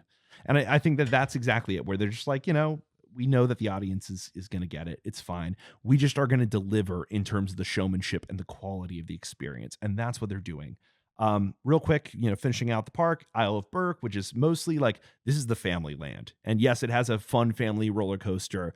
But it's more of like, this is where the whole family is going to have fun together. There's a lot of rides that are like, okay, well, we have the little water ride where you're shooting water from the boats. We have the flying ride where, you can flip upside down if you want to, if you've seen the meme of the, lady who gets, on the SpongeBob ride and it just keeps spinning as it goes around. They also have a huge like Broadway style production show that is the Untrainable Dragon, I think is what it's called. And that's where, you're going to have Hiccup and oh gosh, what's his name? I'm not the guy to ask. It's all good. It's one of those things where it's like, for me, the How to Train Your Dragon franchise, I've seen those movies. I've seen them. They've been on in the background. Very good, very entertaining. I think that the idea of putting them in the theme park is very solid because it's like some people were like, why are you doing this franchise? And it's like, it less has to do about that and more has to do with, we can build this land that is themed to Vikings. It's medieval and everyone can have a fun time. We can sell mead and all this stuff. And then we have dragons everywhere. And so you can have all these little flying dragons, flying dragon drones. You can have animatronic dragons built into buildings that are bellowing out steam and fire. And that's what that land has. So everything I see on social media, and there's a huge comparison to Galaxy's Edge where it's like, this is what we were supposed to have. Like, instead of aliens, they have dragons. And they're delivering in all of these aspects. They're actually going there. You think, Imagineering and Boeing developed X-Wing drones to fly over Galaxy's Edge, and it was supposed to be a regular thing. And it only happened once for a media preview in Florida. Yeah. Like, they spent millions of dollars on this thing and then never used it for guest, sort of observance. And so that's what they're doing in Isle of Berk, they're actually delivering on this stuff. And the delivery of it, yes, Isle of Berk doesn't have a dark ride, but it does have enough to really tell that story and bring you into the world. And it's fun for the whole family. And it's unique to Florida. It's like you're not going to experience that anywhere else. The last world to experience is the central sort of stem of the park, Celestial Park. And their whole thing was, we're bringing the park back in theme park. I have actually seen a lot of complaints and stuff of there's not enough shade here. There's huge open walkways. That was my whole, like, when I was telling everyone, like, oh, this looks so cool. It's like Florida sun. Yeah. And I'm not trying to be a hater. It's the tamp down on the hype a little bit, just because, like, guys, it's hot out there. And to be honest, it's one of those things where, especially during these previews, the trees just got planted. So they still have to grow in. Some of them, like, they were like, oh yeah, a month ago, none of these had leaves. Like, it's like this stuff is just starting. So give it a few years and it's going to be way greener and have a lot more shade. But right now, keep in mind, you're going to be walking a lot. It's a very vast park and there's not as much shade as one would hope. Yeah. But mostly that's due to it being new, not because they didn't plant things. It's like, oh, actually, no, we put all the trees in. It's just going to take some time. And I'll give it that. Celestial Park has two major attractions. The Central Carousel, which is kind of like one of their big weenies there, one of their big icons. And then you have Stardust Racers, which very similar to Velocicoaster is what I hear, which I haven't even been on Velocicoaster yet. I'm really excited because I got to go to Epic Universe this year. I got to go to Orlando and experience all these things. But I've seen a lot of people's reactions being like, this is one of the best coasters ever made. Mm-hmm. So it's like, okay, one of the best coasters ever made and two of the best dark rides ever made. Already, the lineup of this park, you've already built it to a standard that challenges almost any other theme park in Orlando, period. That it's like, you even think about the Disney parks, the other ones. Okay, well, some of these only have two major attractions in them that you could say, again, best ride of all time. And so it's like, you're thinking of what is my time, what is the value of my time? Where am I going to spend it in Orlando? And Epic Universe is a clear standout. You're thinking of just the general feel of the park, this whole, transportive, immersive, it's all immersive environments. I'm sure there's plenty of people who are crying, it's all IP, it's all stories and stuff. But then you have something like Celestial Park that is, no, we're telling the story here of why you're in this place and how you're going from place to place. They did think about it. And that is worth, it's not like you just walked in and it's just a, blank hallway or something. There's actually some theming here. There's some storytelling going on in the background. I was afraid that there weren't going to be any characters to help tell that story, but apparently they already have some of them starting to walk around. They had some walking statues and stuff like that going on in there. So they're building out even the immersion within the center of the park. It's pretty crazy. And this whole place is filled with kinetic energy. It looks beautiful. It's charming. It has this whole, like, for me, I'm somebody who loves, steampunk stuff. And so to have something that kind of delivers in this whole epic fantasy, this sort of Victorian ideal of it, and I would call this, and they're doing stuff like this. It's Atlantean. Yeah. It's this, like, what's another word? Not godly, but like of the gods. Is there a term for that? Celestial, I guess, right? Yeah, that's exactly it. It's like it's almost like a heavenly industrial. Yeah, you see riveted things, but they're gold, and then like there's instruments and stuff, but they float instead of being like literal like steampunk. And it's kind of like Art Nouveau is a little bit playing into effect there. They're playing with a lot of these ideas, but it does go to this optimistic version of it. So it's not grimy.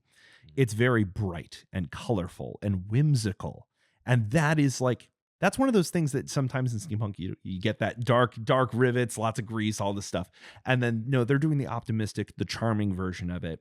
That's kind of delivering. And it's something that I think a lot of people will grab onto and think is fun. And I think that's their whole point is it's like, we want to create this nexus between worlds and we want it to be bright and inviting and a place that you just want to spend time in. And they're delivering on that. If the park can have its own identity, and that's, to me, something that's important, is that every theme park should have its own identity. If I go to a theme park and I'm like, I'm just not sure why this stuff is here or what the point is, that's concerning to me. It's like you're not delivering. Like Animal Kingdom is very good at it. It's not the whole thing is Harambe, but it's hey, the whole thing is like villages in Africa. Yeah. And it works. Somehow Disneyland has like this cohesive, like it's almost like a large miniature. And I think that's what makes Disneyland work. Everything would be like you've seen a model of this, and it's big scaled. California Adventure kind of lost that now. Yeah. They had the aesthetic, the Golden Sun aesthetic was kind of funky, but it was there. And now you just have like these random lands, and it's fine. But then I hear like Hollywood Studios is a little rough. Hollywood Studios is a little rough, and in particular, if you build a theme park and back in the Michael Eisner area, it's like, well, it's a soundstage. It's we'll just theme it to a big box. That's just proved not to last. Like that's just not going to work with time. Adventure World, and the back of it looks great. But the fact that the sound stages are still in the front, I know their story is kind of like you're stepping into the movies after those.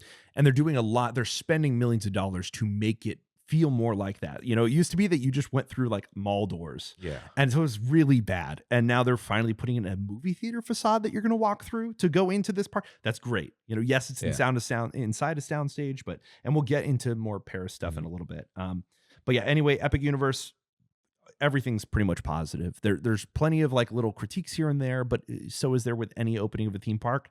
Really, it's like I can't think of a theme park that opened with a better lineup of attractions that just like not even thinking of the movies that things are based off of, but the things that exist within it that you're like, oh no, you're delivering, that you've created a full day experience. Very often Disney, they open half day parks. That's pretty much what they've been doing. Animal Kingdom, California Adventure, even Hong Kong Disneyland. It's like these are half day experiences.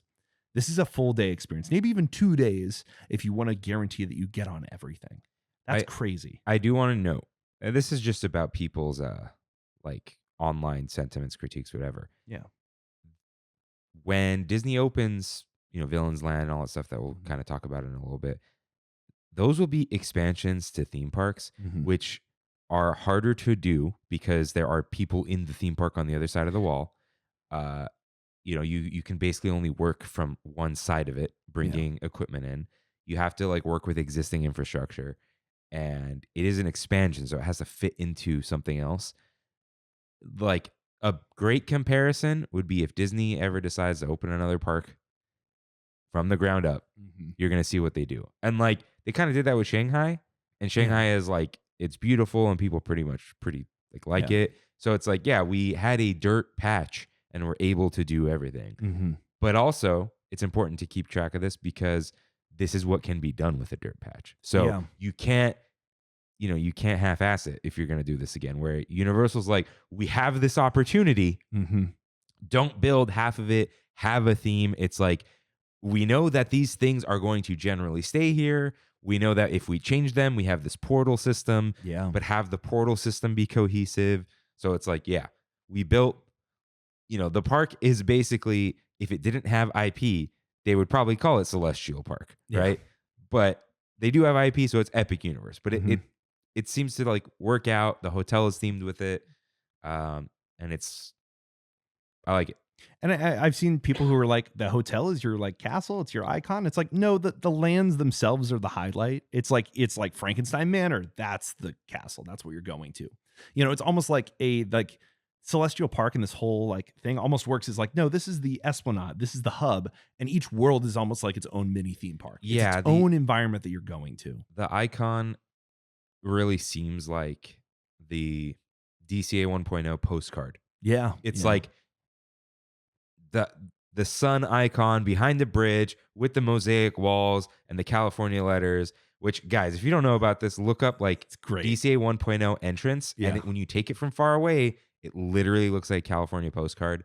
And I'm not saying like Epic Universe is like at that low level of whatever, but it's that the whole image is the icon of like, here's the hotel with the water and the thing, and then the big, all the portals, got the carousel in the middle, the dome, and all this stuff. So the icon is your vision, your point of view, which is kind of like what things are lately. Like Cars Land has the mountains in the back, but the icon is like you walk in, you see the butte and all that kind of stuff. Like Millennium Falcon is kind of an icon, but it's low. The icon is you walk in, the spires are behind it. The Millennium Falcon's down here. Yeah. It's the image. Yeah. It's the vista or the scene, because now it's like you're in the movie. And they do have the Chronos at the beginning that they explain is like, here's this thing that is bringing all the worlds together. And when the park opens, it's supposed to all spin and do this whole thing. And then all the portals open up.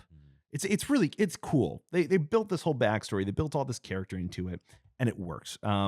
But yeah, anyway, it's like Universal Creative has delivered here. Comcast spent the money to make sure it delivered. And there were questions about this, it's like, are they going to budget cut stuff? Is stuff going to get held back? Is it not going to work? It seems, if anything, it's they've designed stuff that just hasn't been built yet or hasn't opened yet. They had other restaurants, I think, that they're opening as part of the central spine here. So it's like they have a whole future planned for Epic Universe, which we'll talk about in a second.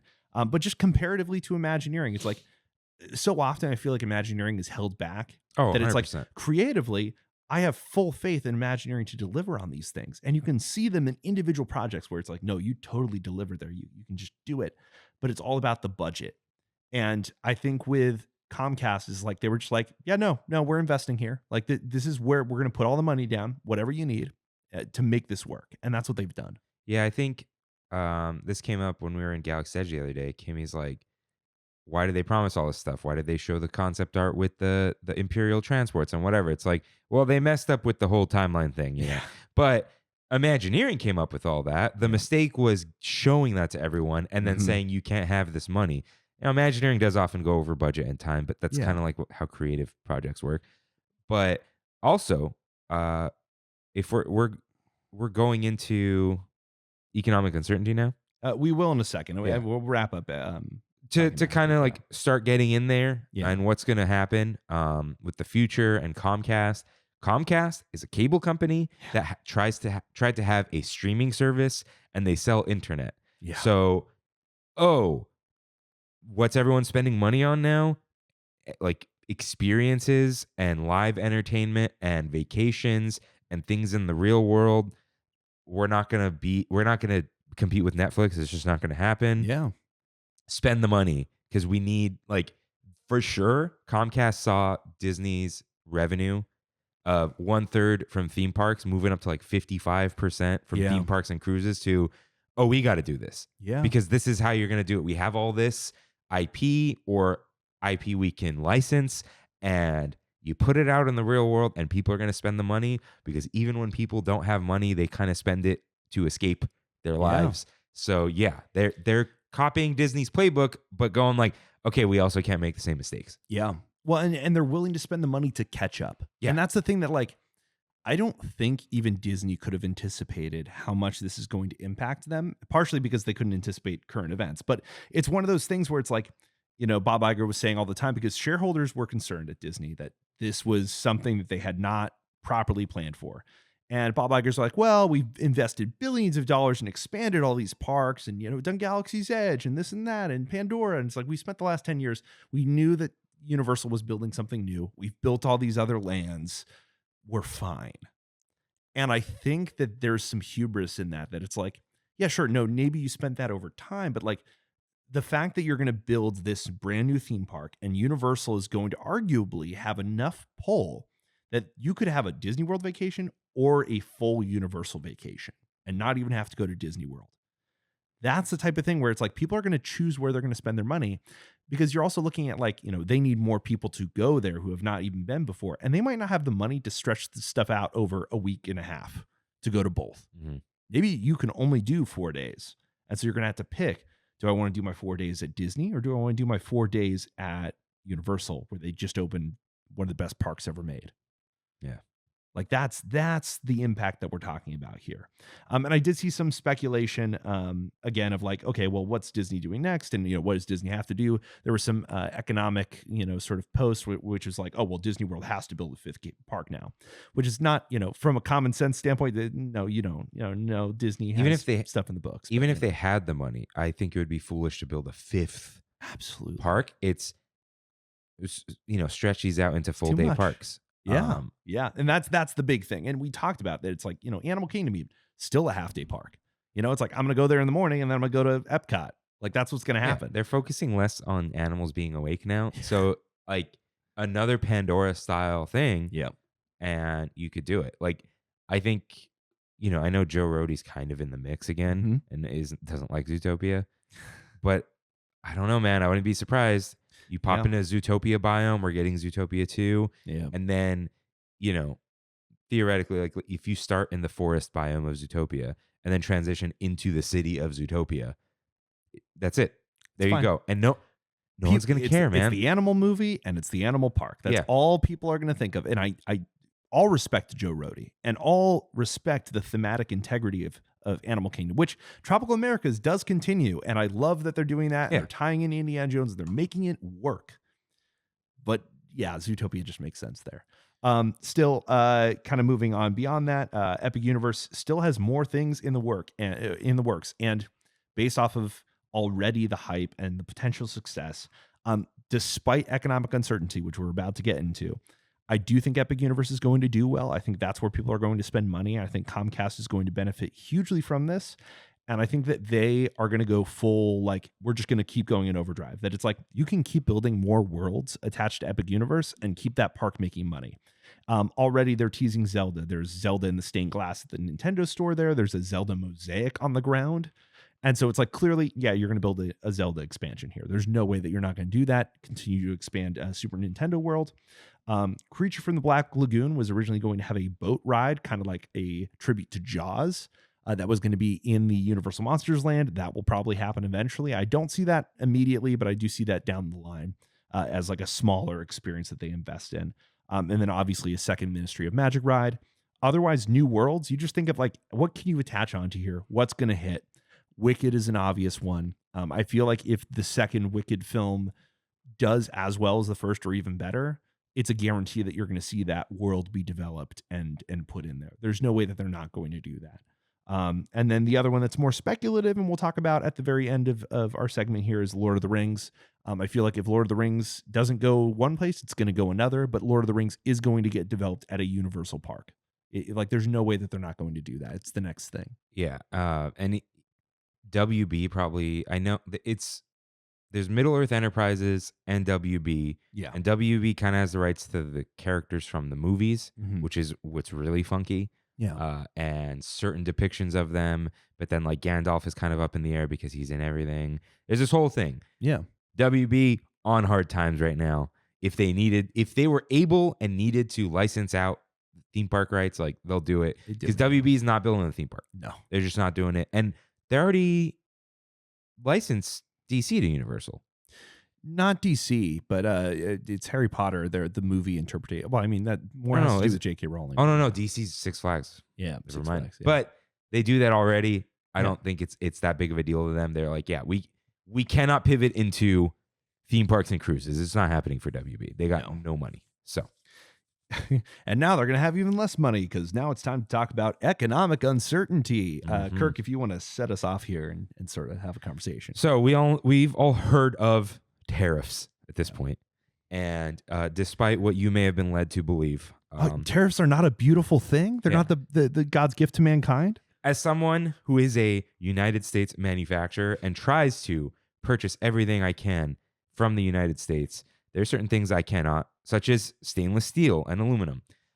Most of that stuff comes from Canada, our friendly neighbors. So point of that is I don't directly import things, okay? Which means, but I do export things. When I export things, I fill out a shipper's letter of instruction and a commercial invoice, which includes harmonized tariff schedule codes, harmonized around the world for tariffs. And what is that? It is a 10-digit code of what a commodity is. And why does that matter? Because when any country, including ours, imports that, customs takes a look, sees the tariff code, sees what the percentage of the tariff is, and sees who decided they're paying for it. And it's usually importer pays all taxes and duties. So the way that impacts me as a United States manufacturer, United States business, is I buy steel from Klockner Metals. Klockner Metals bought that steel from China, let's say, or Taiwan. It doesn't matter. The steel came in. It cost them $300 for a sheet. They paid a 10% tariff, so then it cost $330 a sheet. Actually, that's my price, but whatever, right? They came in at $150, right? Then they paid the steel company in the United States paid $165 for that sheet instead of $150, right? So instead of me paying $300 for the sheet, $150 times 2, now I'm paying $330 for that sheet because they got charged the tariff and then they had to double their cost and sell it to me. And then what did I do? I cut up a bunch of that steel and put it on the machine. And then I got tariffed on a bunch of other things. And what am I doing? I'm paying the tariffs. And how does that affect you? I sell those machines and I charge that extra charge I had to pay to the person buying the machine from me. And then because that machine costs more, when they put your cute little rings and braces and Invisalign in there, they had to pay so much more. Now everything you are buying costs 10% more. And it's the worst kind of trickle-down economics. The cost trickles down to the final customer. So the point is, when there are tariffs, the American consumer pays more. And the funniest part about all this is the slightly political thing. The government's doing to help us, right? Who does the tariff money go to? The government. Your taxes just went up, everyone. Yep. So you could see how that would affect themed entertainment. Oh, boy. So what did Bobby Iger say to us? So Bob Iger, unprompted, went over to ABC News, which, is part of Disney, and was just like, hey, I got to speak about this. And it was basically like, this is going to impact all of these American companies. That it's like, well, now, okay, we had a bunch of these cruise ships that we were going to be building over in Germany. Well, now we're not going to be able to spend money on that because everything's more expensive. So say goodbye to that investment that was going to take place. All the money, the billions of dollars that we had planned, the $60 billion in our theme parks, maybe we're just going to have to not do that anymore because economically you've made America so hostile to development that, maybe that's just not worth it anymore. And a lot of this is sort of, coded in like, hey, all of that steel, all the, stuff that we need to build this stuff has skyrocketed in cost. Where we get it from is, it's like, you just can't get that sourced out here, the amount that they need. And so that sort of uncertainty, that whole like, well, we don't know what's going to happen, that just means we have to cancel and put everything on hold. And that's kind of the threat that's happening here. And so, just thinking about, and we'll talk about long-term impacts. That's really what's going to happen long-term, is a lot of this stuff is just going to disappear quietly if this continues to take place and happen. I know there's some like 90-day pause or whatever's going on, and politics are going to change and the tariff situation is going to change, but already the impact is felt. The uncertainty is felt, and that impacts the stock market and your stock price and how shareholders feel. And all of a sudden you're going to be playing a lot more of a conservative game in terms of your investment and where it's going to go and holding back. And this was just as they were about to, we're going to roar, we're going to go forward. It's like, all right, Epic Universe is happening. We have a fire under our butt. We got to really invest. We got to really move forward and push the bounds in terms of where things are going to go. And so that's kind of like, we're going to get into that in a little bit, but in the immediacy, in the immediate future, and especially this summer, first off, decrease in attendance, that economic uncertainty and that tax that now we are all going to have to bear. Everything's more expensive in our lives. Are we really going to be spending money on vacations and on experiences like we were post-pandemic? That whole post-pandemic of like, I got to get out of the house, I got to go do stuff. That's all done now. It's like, maybe this isn't the year that we're going to go to Florida. And the thing is, like, I'm hoping my company will be okay because I buy things, I build new things out of them, and I sell them. And worst case, as long as I'm able to figure out this increase in costs, this is my price for a machine. And for now, I would put tariff surcharge. And the thing is, everyone knows what that means. But I'm building a thing, and then like 6 weeks later, I sell it. Whereas like, hey, we're going to build a theme park, and we can't buy all the steel at once. We might try whatever. Once you like start putting beams up, it's like things are now in motion that cannot be undone. Yep. It's like, we don't know if this is just going to keep getting worse. And then we budgeted for $3 billion.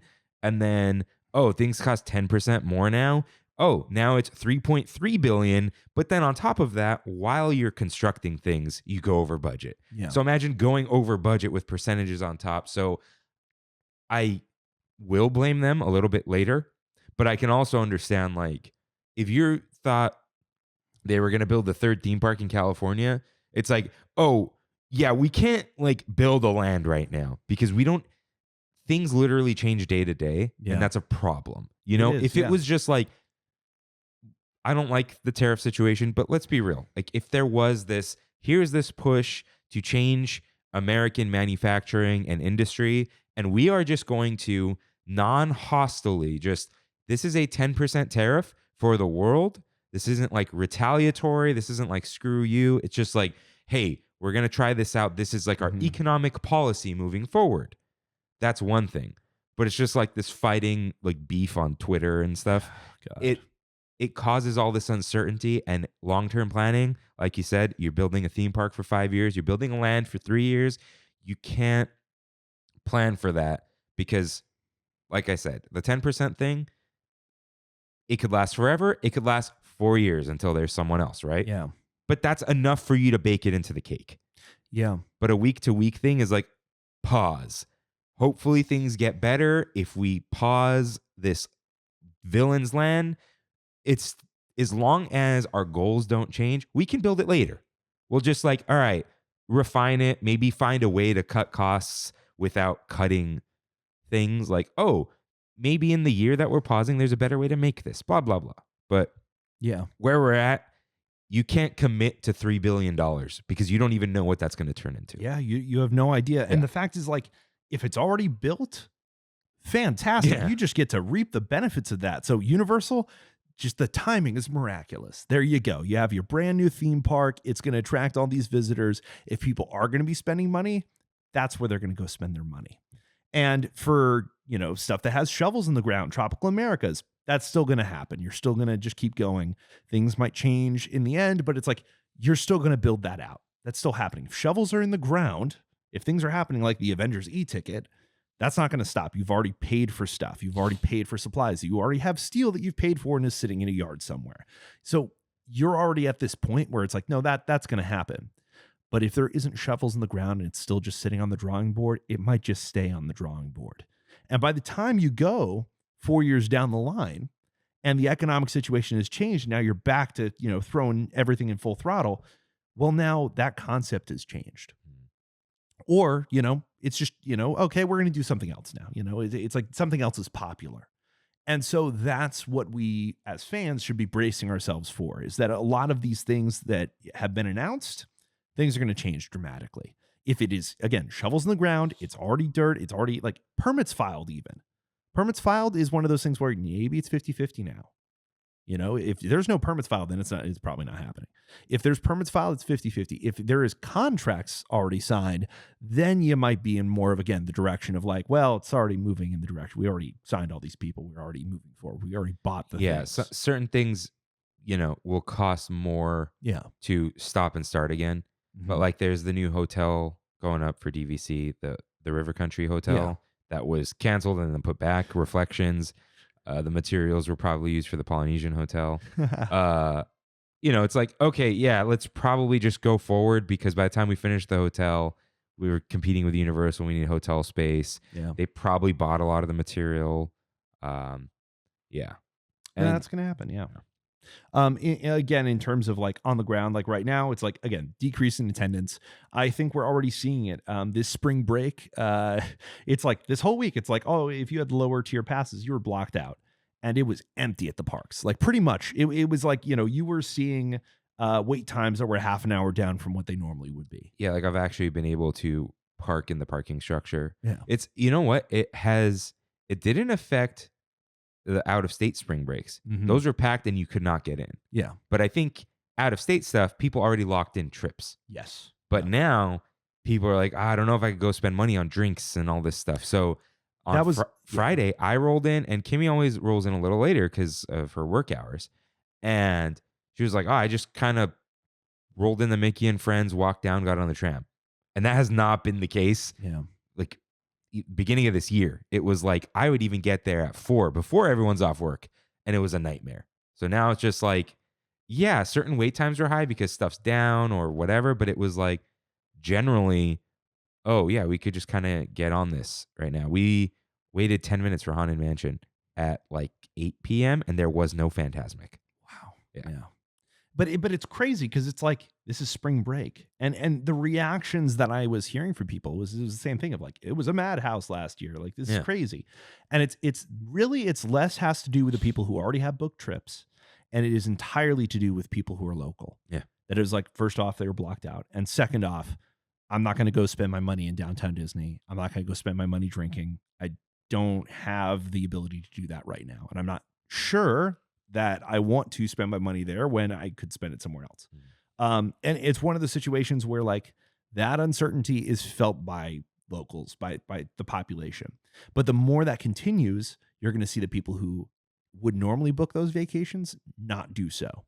And that's where like this summer starts to come in line, where it's like, okay, you got a lot of stuff here on the line. We're having here at Disneyland, we're going to have our anniversary. We're going to have this huge celebration. We're going to bring all this entertainment in. We're going to invest in all of this stuff to attract locals, but also people who, I haven't been to Disney since the last anniversary.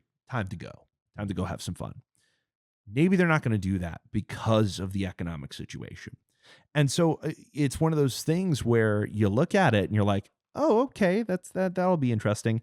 And then you see deals like, we're having a 70th anniversary ticket for the summer. which is crazy. Usually it's no deal, Never. nothing. Yeah. Like the previous deal ends on May 15th because, here's this opening weekend. Mm-hmm. Now, the reservations for passes are completely booked for that weekend, but that's like the influencers, the people who are like, they're going to go no matter what. Yeah. Makes sense. But after that, it's kind of not really that big of a deal. Well, and all of May opened up out of nowhere too. So they've been doing that. One, I think that's the thing too, is that for people who have magic keys, you're going to see reservations open up that you didn't think could open up. You're going to see like, it's interesting because I think reservations in general, that's going to be their way of like balancing it outwards, or just open up more reservations. Like we expect things to be soft. We're not seeing sales. Just open up those reservations.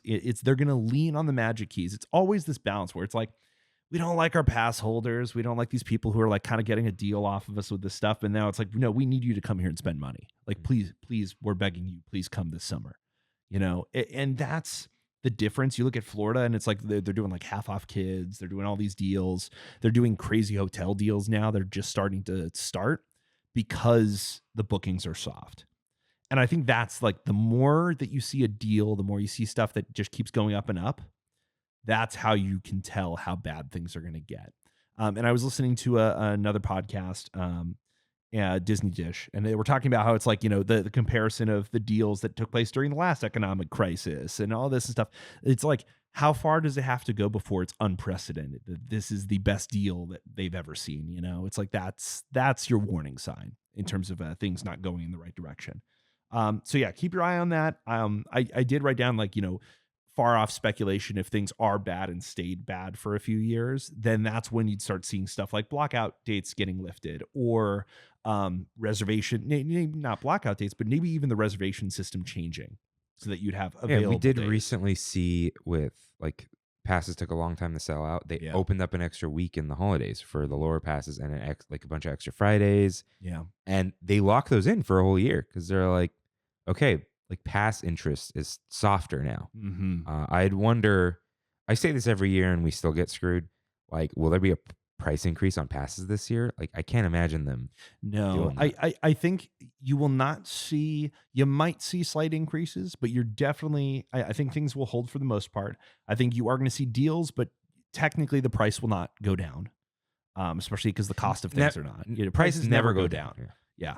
But you will, like, people are like, oh, maybe they're going to drop the price of it. No, it's going to stay the same. You just hold it until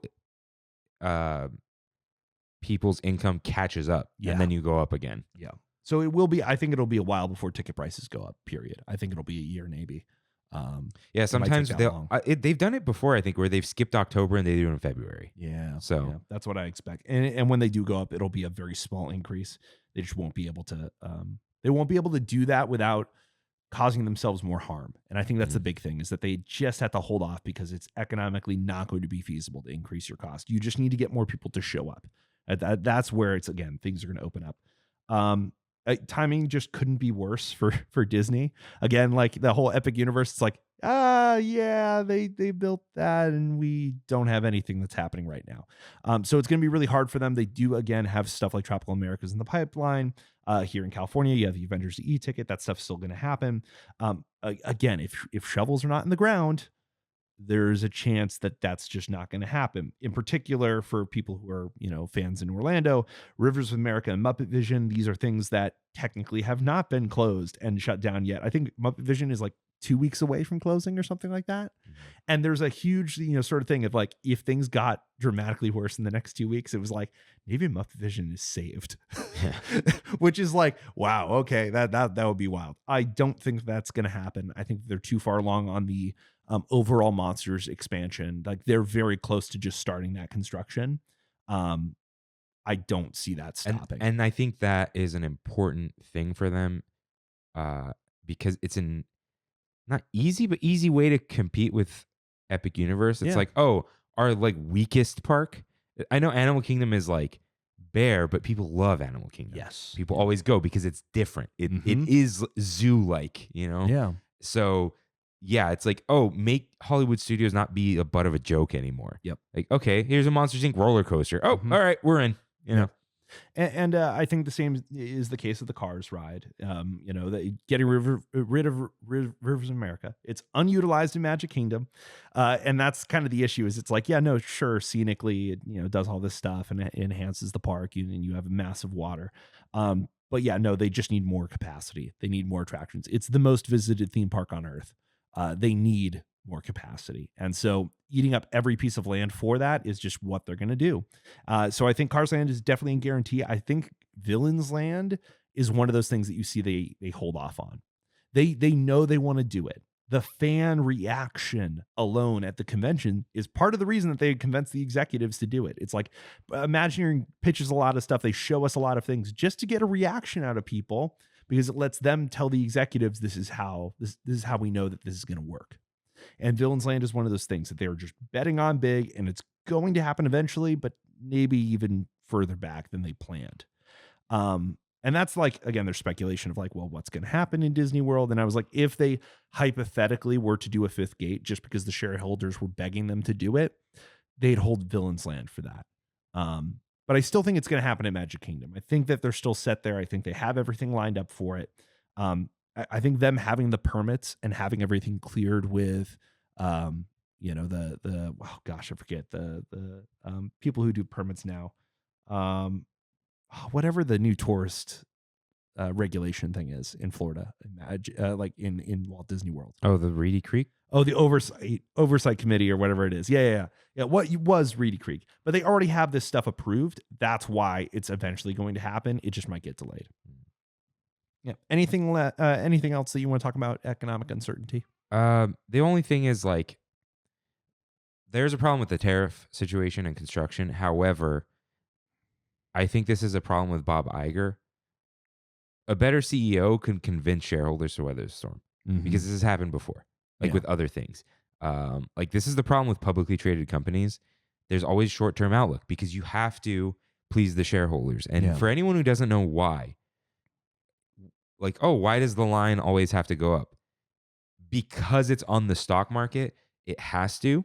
Because when you put your money in something, you want the money to grow. Because if it doesn't grow, you lose it to inflation. Because money's worth less when there's inflation. The other option that Disney does have, this happens with Coca-Cola. Coca-Cola can't really make the line go up. I think they have recently because of Coke Zero and stuff, which we joke about here a lot. But generally, the number of people buying Coke every year, or Coke products, or the juice, or Monster, or whatever it is the same. So how do you please shareholders? Well, if you're just making a ton of profit every year, you take a chunk of that. It's called a dividend. You pay it out to the shareholders. So what happens is the Coke stock line kind of stays more or less the same, but you make money every year because for every, you have an $800 share, or you have 10 shares of something, each one gets a $4 dividend. Oh, they gave you like $45 for doing nothing instead of the line going up. So that's how you combat this. The line always has to go up unless, Jeff Bezos now is a crazy person. making weird shaped rockets. But back in the day, Yeah. Amazon was never profitable because he told shareholders, hey, listen, we're just going to take any money we made, build another fulfillment center. And then next quarter, I'm going to do the same thing. Trust me. And somehow he had all these shareholders for like 9 years, just like hold on to losing money. Yeah. And then all of a sudden, Amazon took over everything and all the shareholders made billions of dollars. Yep. And that's how you do it. So if they were like, if Bob Iger could you have to convince shareholders, otherwise they get rid of you. Hey, listen, we're going to keep investing because we're going to fall behind. If we sit on our hands, Universal is going to eat our lunch. People are going to stop caring about the brand. There will be nothing new. We have to plan for the future. If you put all that out there and say, weather the storm, trust me, like you show times that you didn't do that, didn't invest enough, and it didn't pay off, like you can kind of continue investing and spending and say, next quarter, we're not going to make money. But the few quarters after that, we're going to open a new land, and then no one's going to care about Frankenstein when they can go see the Evil Queen and Maleficent's fire-breathing dragon at Disneyland. You know, and they'll call it Disneyland even though it's Florida, right? So it's like you could weather the storm. Yeah. But Bob Iger and the general sentiment around Disney is like they're playing it safe. They just keep doing the same thing. But I think the pain they're starting to feel is helping. Like canceled the Rapunzel movie, the Snow White thing. Like regardless of what you think about anything about Snow White, it's good that it failed. Yeah. Because what companies aren't realizing, it's like, oh, we'll make a sequel. It'll make us money. But eventually, if all you make are sequels, there isn't a new thing to make a sequel of. Yeah. So, and you have diminishing returns. Yeah. You need a new Moana. So you like new Moana as in like a new property. Yeah. You know, call it, dude, SEA, Society of Explorers Adventures. People don't know what it is. If they like it, you make SEA 2, and then you make billions and billions of dollars, but you need to make a new number one first. So they got to invest. I'm being an armchair CEO. Yeah. I probably don't know better than Bob Iger, right? But I think his time is starting to come. It is, and it's good that the board has somebody else who's helping select the next CEO. I think that they're definitely still looking internal because they want to keep the sort of corporate, the integrity, the company history, all this other stuff. But they really are in this, sort of precarious situation where they need somebody who's able to go there and convince the board that they can continue to invest with confidence, knowing that no matter what happens in the next few years, on the other side of it, because it takes so long for you to develop this stuff, you're going to be making so much money. Bob Iger doesn't have the hunger anymore. No, not anymore. He's just coasting. Yeah. He's just waiting. He was there to be the steady hand for a second, but like now he won it out the first time. Yeah. It's just he made the mistake in choosing the wrong person. Yeah. And that's the problem. And you need someone with the hunger to grow the company because that's like this selfish personal growth for them. Yep. So we'll see what happens there. But just talking about economic and moving into our last topic here, it's kind of wild because you look at, okay, everything here in the US it's more expensive. It's going to cost us more to develop here. But you look in the rest of the world and you see, well, okay, the demand for steel from the US has dropped. Well, how does that balance out? It means that your steel cost is going to go down in other places, that it's easier for you to get a hold of this cheaper steel. And so that means that developing things overseas might actually be cheaper.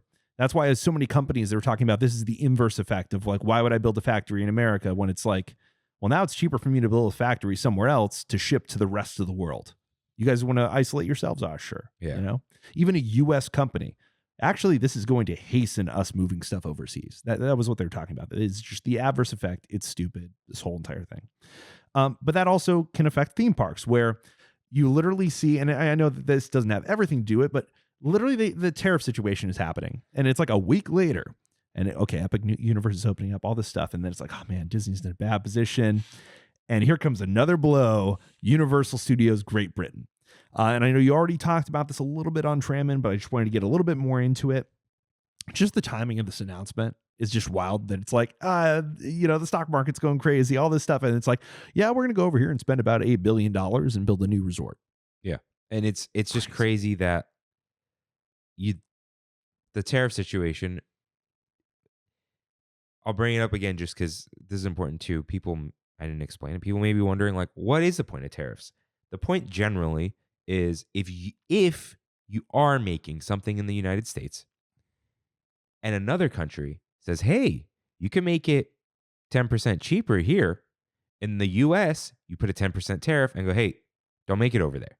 Make it here. We're going to make it harder. But what that does, you increase your investment here. Maybe you do bring the cost down. So something like it's too late for steel. Yeah. But we did used to make it here, right? And that was important. So you would tariff that. But then you wouldn't tariff coffee. You cannot grow coffee in the soil and the weather of the United States. It doesn't work. So it's okay that we buy coffee from somewhere else. Yeah. But then you put a tariff on it. Yeah. But then maybe you put a tariff on maple syrup because Canada loves to export maple syrup, but Vermont makes maple syrup and maybe we should all buy it from Vermont. So it's supposed to strengthen American industry.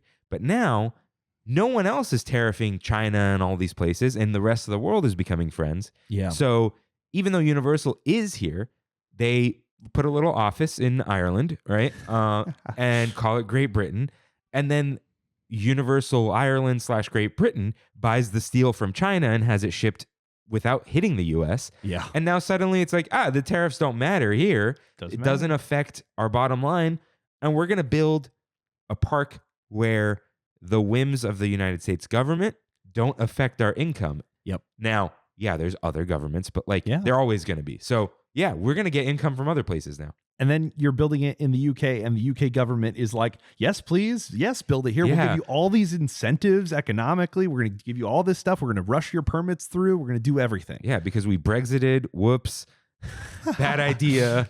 Bad idea. Our economy is not doing so. Go back. Investment. Yes, please. Yeah. So it's huge. It works out for both the country and for Universal, where it's like, okay, well, now let's build this thing that's going to have huge traction for people who don't want to fly all the way over to Orlando, don't have the money to do that. Well, let's put something that is super it is in the perfect position to be a local park for the UK. That already they're anticipating they could expect 8.5 million visitors a year when it first opens. For comparison, Disneyland Paris, and it's taken a long time to get here, had 16 million visitors last year, which, yes, it's a lot bigger of a park. It had a lot of investment, but you had so many years where it just was not working out there. This is not a sort of French versus Disney situation where it's very famous that when Disneyland Paris was going to open that the French were not excited about all you American stuff going in here.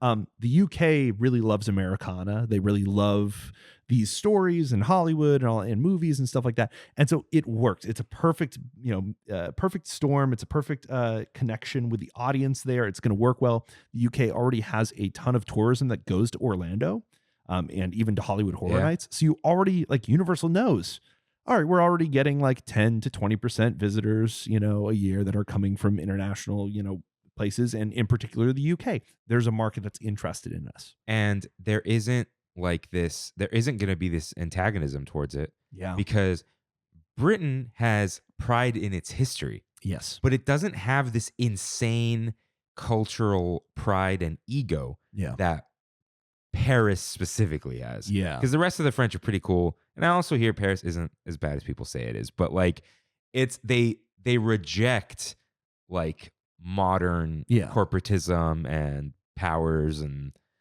tax breaks, that kind of thing that aren't for the arts. Where the UK is well, you're not going to put this next to Buckingham Palace. You're going to go put this in some sort of countryside. Someone's going to be mad, but they're just the UK is sad America. It's they're fine. They want to just do fun things. And they want that escapism. That's the fun thing is it's there's a hunger and appetite for this. And I really do think that it's the economics of it that for a lot of people, traveling to the US is just not going to be feasible. It's a once in a lifetime trip. It's a once in a lifetime vacation. We've got travel warnings over here. Yeah. Well, now, all of a sudden it's please do not travel to the US. We're not sure if you're going to be safe there. It's you're probably true. And so you look over here and you're all right, cool. This makes sense. The investment. Do keep in mind, this is a 5-year build. They're supposed to start construction in 2026. They're supposed to open in 2031. So there's a lot of time to go on in between then. It's the 2030s are not real. That's, I've seen so many memes where it's 2025 when you're a kid. Oh, it's the future. And now you're living it. And you're oh my gosh. Wow. All right. I guess this is where we're at. But just to have the fun part of the conversation, the speculated IPs, they did show concept art. The BBC posted an article that was very much like, our inside sources are saying that this is what this stuff is, and that the concept art that was revealed was purposely vague, which every time Universal announces a project, the initial version of concept art is not what you're going to get. They show an iteration later that is pretty accurate to what's going to happen once they've signed all the contracts and everything is sealed. And that's why so often they actually deliver on things with Universal. It's like they don't reveal things to you until, no, this is what we're doing. And even then, they'll build the entire roller coaster and keep telling you it's a churro stand until they reveal that it's a roller coaster, even though you've seen it. That's very famous, a reference to the Velocicoaster at Islands of Adventure. But in the concept art, you can see on the left side of the park, they have Hill Valley, pretty much. You can pretty much tell that it's a town square type of a thing with a roller coaster going out. A lot of speculation. This is going to be a very large roller coaster. It's going to have a spike to it. So, launching you out. The whole idea of, what if you build a roller coaster that really could hit 88 miles an hour? Just we got to do that in the launch. Like, there's no way you don't do that. There are roller coasters that have, I'm not sure what the fastest roller coaster in the world is right now. I'm not a roller coaster head. John, you can it's tell some me Cedar Point thing, for sure. Maybe the Ferrari World Coaster in Dubai or something like that. But anyway, UK loves roller coasters. The other parks that are there are very roller coaster heavy. And so to have stuff like that to compete makes sense. You're right, dude. Ferrari World Abu Dhabi Formula Rosa. Boom, there you go. 240 kilometers per hour in 4.9 seconds. What's the miles per hour on that? That was my next 42 kilometers per hour to mph. Let's see. 149 miles per hour. I don't believe that. The sand is dude. Yeah. I've seen footage where you have to wear like goggles or glasses on that or something like that because of the sand hitting your eyes. I'm like, yeah, that's crazy. All right, so anyway, 88 miles an hour, totally doable on this roller coaster. Very cool. The one of the creative leads was talking to the Prime Minister of the UK and said that there was 4 immersive worlds that they had planned for it. So very much. Yeah, there you go. They're wearing glasses. That's crazy. But the idea that, okay, there's at least 4 immersive worlds, very Epic Universe-like. And I think that's what you should be looking at in terms of how many attractions you're going to have here, the stats, the quality of the experiences. Another thing that you can see there was Jurassic World. Again, all these are American IP. They're all like very much American things. And while there still will be some UK representation here, it is going to be one of those things where it's escapist elements. It's idealized. Yeah, you don't need another California adventure. They're already in the UK. Yeah, but you think you're going to Hill Valley. It's 1950s Americana. Come to the diner and get a milkshake. All this stuff. It's like, that's what they want. And that's crazy. It's like they know their audience. They've already been doing surveys and everything like that. They're going to deliver there. Jurassic World, it looked supersized in the concept art. It had like a drop tower and a bunch of stuff. It looked like it had some of the sort of kiddie rides that they're going to have at the Texas kids park that they're building. If you didn't know, Universal's building like a little kids, like almost like a Legoland style like park in Texas. Right? Yeah. And it's one of those things that bridges the gap. It's going to be a locals experience. Maybe some people are going to travel, but by car there. So it's one of those things where it's like you're creating smaller experiences because Universal's investing in that game. But it looks like they're bringing some of those concepts over to Great Britain because we've already designed them. It's all Jurassic World. We're just going to supersize the land. The attraction looks to be the Jurassic World adventure ride that's in Beijing, which for a lot of people, they're not going to travel to Beijing to go experience that attraction. So it makes total sense. You're not competing. You're not pulling your audiences away or anything like that to put that there in the UK. I do think that you won't see any attractions really copied. You won't see anything from Epic Universe copied over here. You're not going to see a lot of things copied over here unless it makes sense, even in terms of American audiences to travel there. Because that's what they want. They want people in the UK to still want to go over to Epic Universe, and they still want people in the US to say, hey, maybe it's time to go over to London and go do this Universal Park as well. It's perfect. It's a perfect storm there. They're also copying over the Minions and Illumination Land that they have over there. I've seen speculation that they'll put the Secret Life of Pets ride from Hollywood over there. That makes total sense. It's not something they have in Orlando either. So it's kind of like you're just connecting the dots. The bigger speculation is stuff like Paddington, which would be, again, a local IP if you haven't heard of Paddington the Bear. Those movies tend to do well, also produced by the people who produced Harry Potter. So it's like very much a British IP, a British thing, British storytelling. Think of it almost like Winnie the Pooh for them. Like it's that type of a thing that it's like, all right, this is going to sell. Also, you're going to sell teddy bears. Like perfect. Yeah, it just makes sense. Other things that are speculated, you have James Bond, which everyone's like, oh, James Bond stunt show is going to happen. In the back of the concept art, you see the Waterworld stage. Amazing. On closer inspection, I do actually think it's possible that is covering up the actual stage for a different show. So Waterworld, yes, has been copied everywhere, but if you look closer in that concept art, you can kind of see where it's like, oh no, that's clearly you put shrub over something that you were doing. So it is possible that maybe it's a big stunt show, with, whatever's going to go on with it. Back in the day, they did design a James Bond stunt show for one of the Universal parks with it, where they had a submarine and they had like a huge secret, villain base and all this stuff. Whatever they're going to do, I'm sure it's going to be cool. I think that's a good way to go because Waterworld is definitely one of those. I'm like, yeah, it's cool, but I think you've done it a lot. I think it's time for you to do something new because I want to see the next version of that. I want to see it elevated. And I think James Bond's a perfect opportunity to do that. There is a small area off to the front of the park, which the front is themed to Hollywood, 1930s, golden age, or 1920s golden age. Off to the right, it looks like the Jaws, like Amity Island area. So maybe there's a Jaws attraction. Because just the idea that you're going to get Universal classic rides in there, you're going to get Jurassic Park, Jaws, and Back to the Future in different forms, modern forms, but you're going to do that for an opening of a Universal Studios park. Universal Creative is going to have a field day with that. And yeah, anyone in the UK and Europe who's into just movies, like, oh, this is the only way we can get these things besides like, the studio tour. Yeah. So, and hey, maybe they'll do a tram tour, like a tram tour that's like not going through a real movie studio, but something. They'll probably do, and they've done this in Beijing and a few other examples where they do a stunt show, or not a stunt show, but a VFX show, most often hosted by Steven Spielberg. I would not be surprised to see that again. Steven Spielberg does have a UFO movie coming out next year, so maybe they'll tie it into that. We'll see what happens. The last thing I did want to mention, Harry Potter was not thrown in here. In the BBC article, they said that that is on purpose because you have the Harry Potter studio tour where you actually get to go into the sets from the movies. I actually did that on my honeymoon with Anna. It's really, really cool. It's the most impressive Harry Potter thing you can do. Because you're like actually in the space. And the cool thing for me was to look on the back side of the set work where you can see how it was cut up to be transported and everything's labeled. Great, fantastic stuff. But apparently there's a rights situation too, where they would have to renegotiate in order to get the rights in the UK. So I don't know what's going to happen there. I did see a lot of reporting that like the locals and everybody they're like, if we don't get the best version of Harry Potter in the UK, then what are we even doing? Yeah, here? like they would have to have Diagon Alley and Hogsmeade and Hogwarts and the Ministry of Magic. And I'm not saying it has to be the same rides, but just to do those worlds.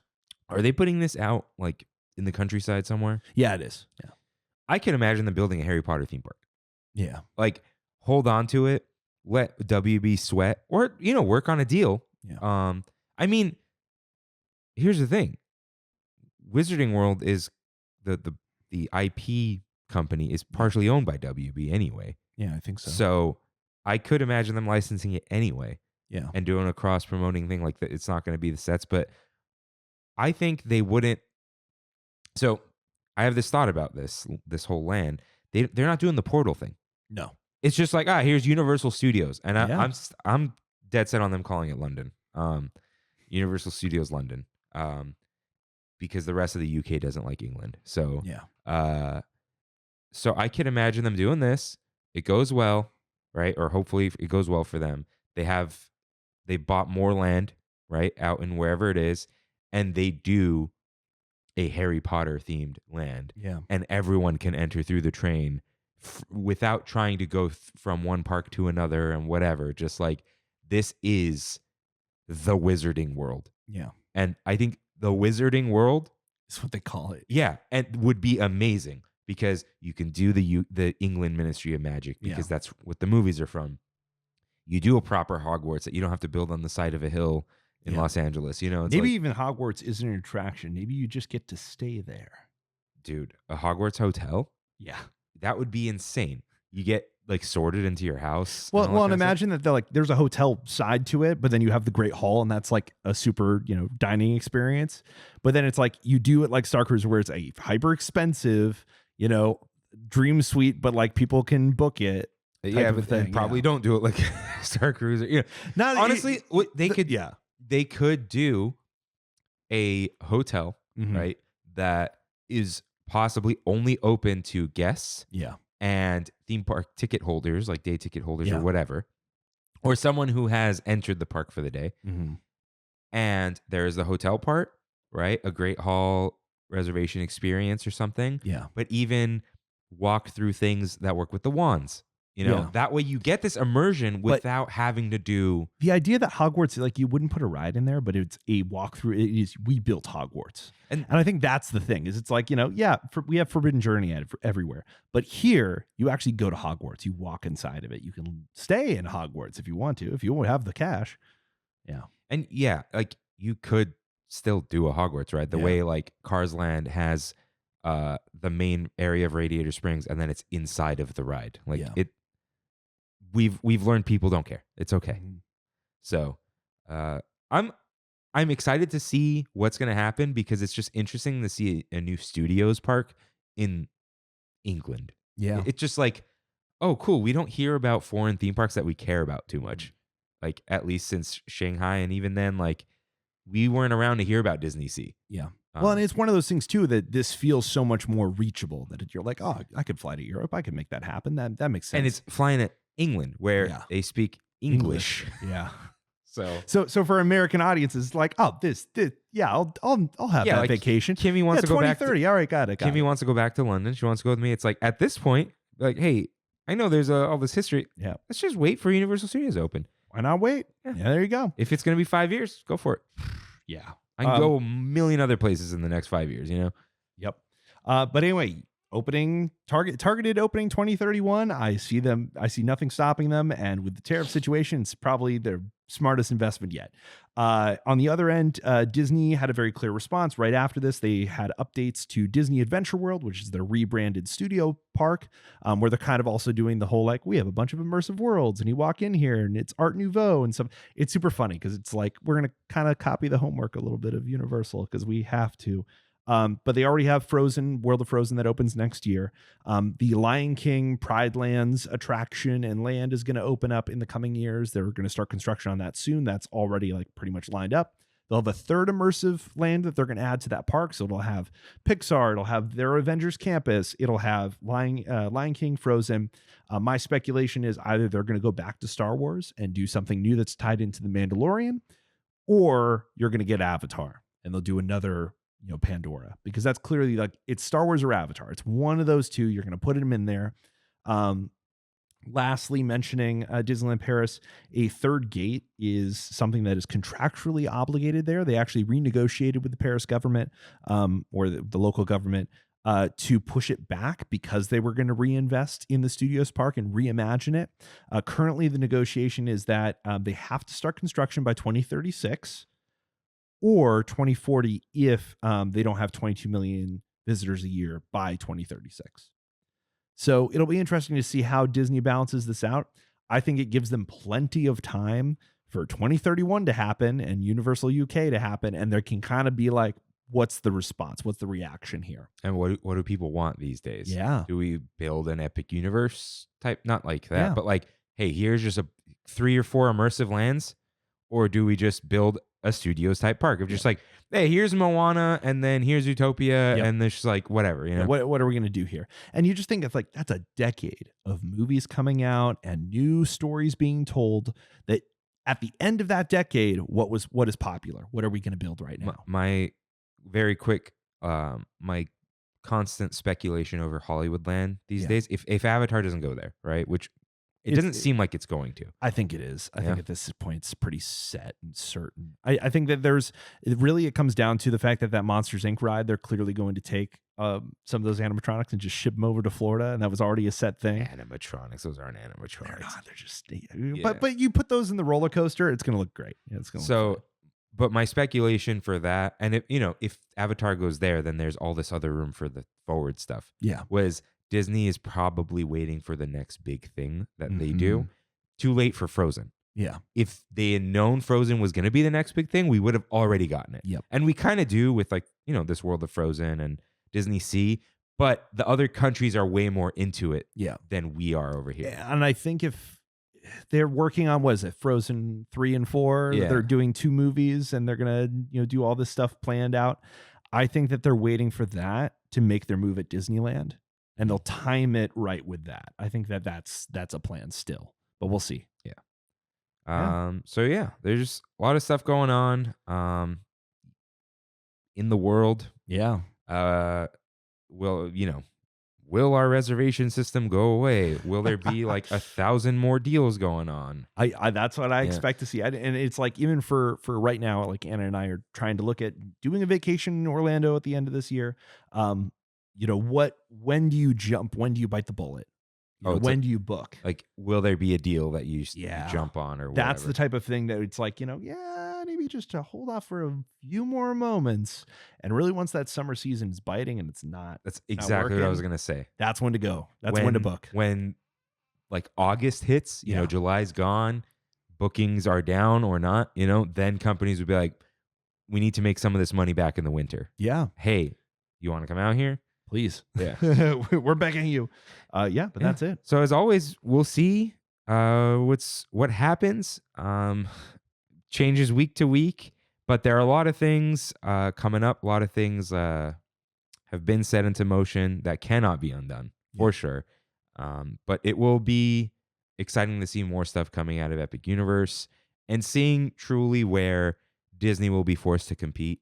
Because I think this or that with Rise of the Resistance, it was in Galaxy's Edge and Cars Land, it was all influenced by Harry Potter. Mm-hmm. And now that it says a lot that Disney was influenced by Rise, where I know people who are down on Star Wars and don't really like Disneyland, and they go, that is the best thing I've ever been on. Yeah. Is it the funnest ride in the world? Maybe not, Yeah. but it's the best thing I've ever been on. And that's what we're getting out of Epic Universe. Yeah. And I think it's the mixture of both, where it's like Rise of the Resistance, a fantastic experience. The ride itself, is okay.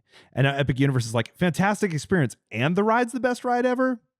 You're done. I think Disney will see they do have to step it up. What does Disney even do next? That's the crazy thing. It's And you have to compete on that level. What do you do? And I think the Cars ride is a good sign. I know they couldn't nail the track list on that. Yeah. Or just not worth it to them. Yeah. Of something bad happens, it's over for us, right?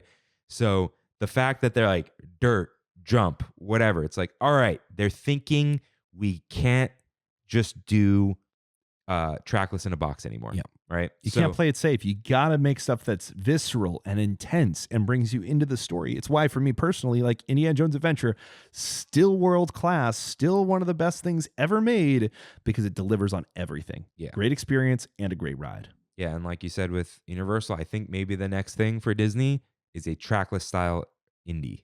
Of you have the motion base, but you are able to not be stuck on a track because, or maybe those funky arms. Who knows? We'll see. Maybe they're testing a little bit of that out with Stark, but again, we didn't even talk about that. Nah, Where is that we stuff? don't even have time to talk Yeah. about that. It's crazy. We'll see what Disney decides to pause and what they keep moving forward on. Yeah. And that is our Big Thunder topic of the week. If this is your final stop, Thanks for traveling with us today. And if not, it's time for We Have It So Good, where we in the Tram Fam talk about what makes our Disney trip so special. Send us your highlight of the trip, something new you tried, or a food review on trammin.com/ask. Ozzy wrote in after we recorded last week and did not hear the new thing, so I kind of redid his to kind of show, hey, maybe you should write something like this.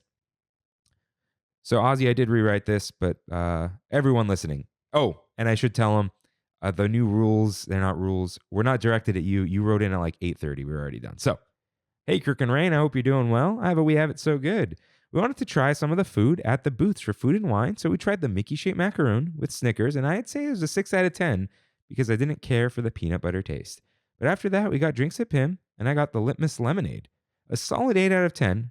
It had some really good flavor, and you could taste the alcohol. Soaring over California was less than a 20-minute wait, and let me just say, man, chef's kiss. I truly miss this version. Overall, a truly great time with friends, with good snacks, good drinks, and good Disney vibes. Can't wait to be back again. By the way, I just wanted to say sorry for missing out on St. Trammin's Day. I swear, man, something always comes up every time. One of these times I will be there. They have it so good. Thank you, Ozzy, for writing in. So I will try to do the same thing with my highlights. I went on Friday with Kimmy, saw Kevin for a little bit, and then I went to... Kimmy got the Dewback noodles, said they didn't hit the same. I went to Ronto Roasters. They have a Italian sandwich with mortadella, capicola maybe, burrata, and pistachio pesto. It was cold, and I think just the Greek pita doesn't work cold. It was just a cold cut sandwich. I wouldn't recommend it. It wasn't bad. It was just like, lunch sandwich. It was like the lunch meat sandwich or the meat lunch meat bread meat. Yeah. Or whatever it was. So that was fine. The cheese skewer, very plain. Okay. The nacho cheese was a little funky, but it worked. The iced tea thing was fine. I didn't like the gelatinized horchata. But the highlight was the projection show, which what's it? I don't remember the name. Some sort of Skywalker story. Skywalker show. Yeah. It was absolutely phenomenal, emotional. There was an effect at the beginning where I was like, that's real and I believe it. And I truly enjoyed it. I think they did a really good job. And I think like one of my thoughts was this is a masterclass in projection mapping, and they took notes from Hogwarts and I think improved on the Hogwarts projection show because it's even more realistic, and they really spent the time integrating the geometry of the spires, the little things sticking out, and really making things look three-dimensional and real and immersive and like exciting. So I highly recommend the projection-only show. I have not seen like the newer version of the fireworks show, but this was spectacular. Highly recommend. Definitely made our trip, and we had a really wonderful time. Shout out to the empanada truck. Did not get an empanada, but we did get the BDF fries because we're a little hungry, and they really hit. So they had a seafood trucker just before that one, and it had lobster rolls and a hot lobster roll, and it was amazing. That was really good. So we do have it so good. Freddie, anything you want to say? Anna and I, we went over to Trader Sam's the other day. Just had a little date night and just popped over there. Really good. Always love popping in there and talking to the skippers, getting to know them better, getting to have their drinks. If you see Skipper Felipe, just order the train conductor for him. It's delicious. Just a variation on the train, on the jet pilot. But it's cool. I love going to tiki bars. I love chatting up with the bartenders because they always have special surprises. Anna and I are going to be going on Tuesday up to Lucky Tiki. Or no, Wednesday, up to Lucky Tiki. And I'm really looking forward to that. It's going to be really fun. They're actually going to be adding new things to their menu. So I'm looking forward to maybe getting a little sneak peek of those. Yeah. So yeah, that I feel like that's what's beyond the yellow line for you. Yeah, no, for sure. Yeah, so sorry, no soundbite for you guys today. I'm just messing with you all. But our little one last bite. Looking forward to our trip Monday, which we would have already gone on by the time this airs. Going with Jeff, and who knows who else will be there. I've told people like, hey, we're gonna be there Monday, just like eating stuff after work. Come hang out, yeah. Coming. It's not a meetup. We're just like, we're gonna say, Jeff, what do you want to do? Yeah. We're just gonna eat food and wine stuff. And it's last day of Food and Wine, and it's the Woody Show takeover. If you're local here in SoCal, you'll have heard that on the radio. So yeah, we'll bounce out of DCA. Yeah, 9 p.m. So close slightly early. Also, I think it's the last day for Soaring Over California, so we definitely got to do that. Yeah, it's like the last day, right? Say goodbye. Peel an orange. For that last day of Food and Wine. So it's over after that. Yeah, you can't even buy the Sip and Savor Pass that day. They don't sell them anymore because they can't guarantee you're going to get them all done. So then it's like you just got to go buy the food items and everything like that. But yeah, we'll have fun. And on that note too, there's another date we're going, and the price of that day was very similar to the 3-day park hopper. Whoa! By the time we decided to go that day, they stopped selling the 3-day park hopper because they were probably like, it's going to be too tough to get reservations. We don't want to hear it. Yeah. We don't want the refunds. You can now buy the 70th one. Mhm. So the SoCal 70th Yeah. ticket deal. So yeah, exciting stuff ahead. Exciting episodes ahead. Heading further into the Tramminverse soon. Wink, wink. Oh, yeah. But not next week. Next week we'll get another regular episode. Yeah. So with that, thank you all for listening. Thank you, Freddie, for being here. And we'll see you real soon. Real soon. Bye. Thanks for traveling with us today, and we hope you have a happy and memorable visit to the Disneyland Resort. Please lower your head, watch your step, and exit to the driver's right-hand side only.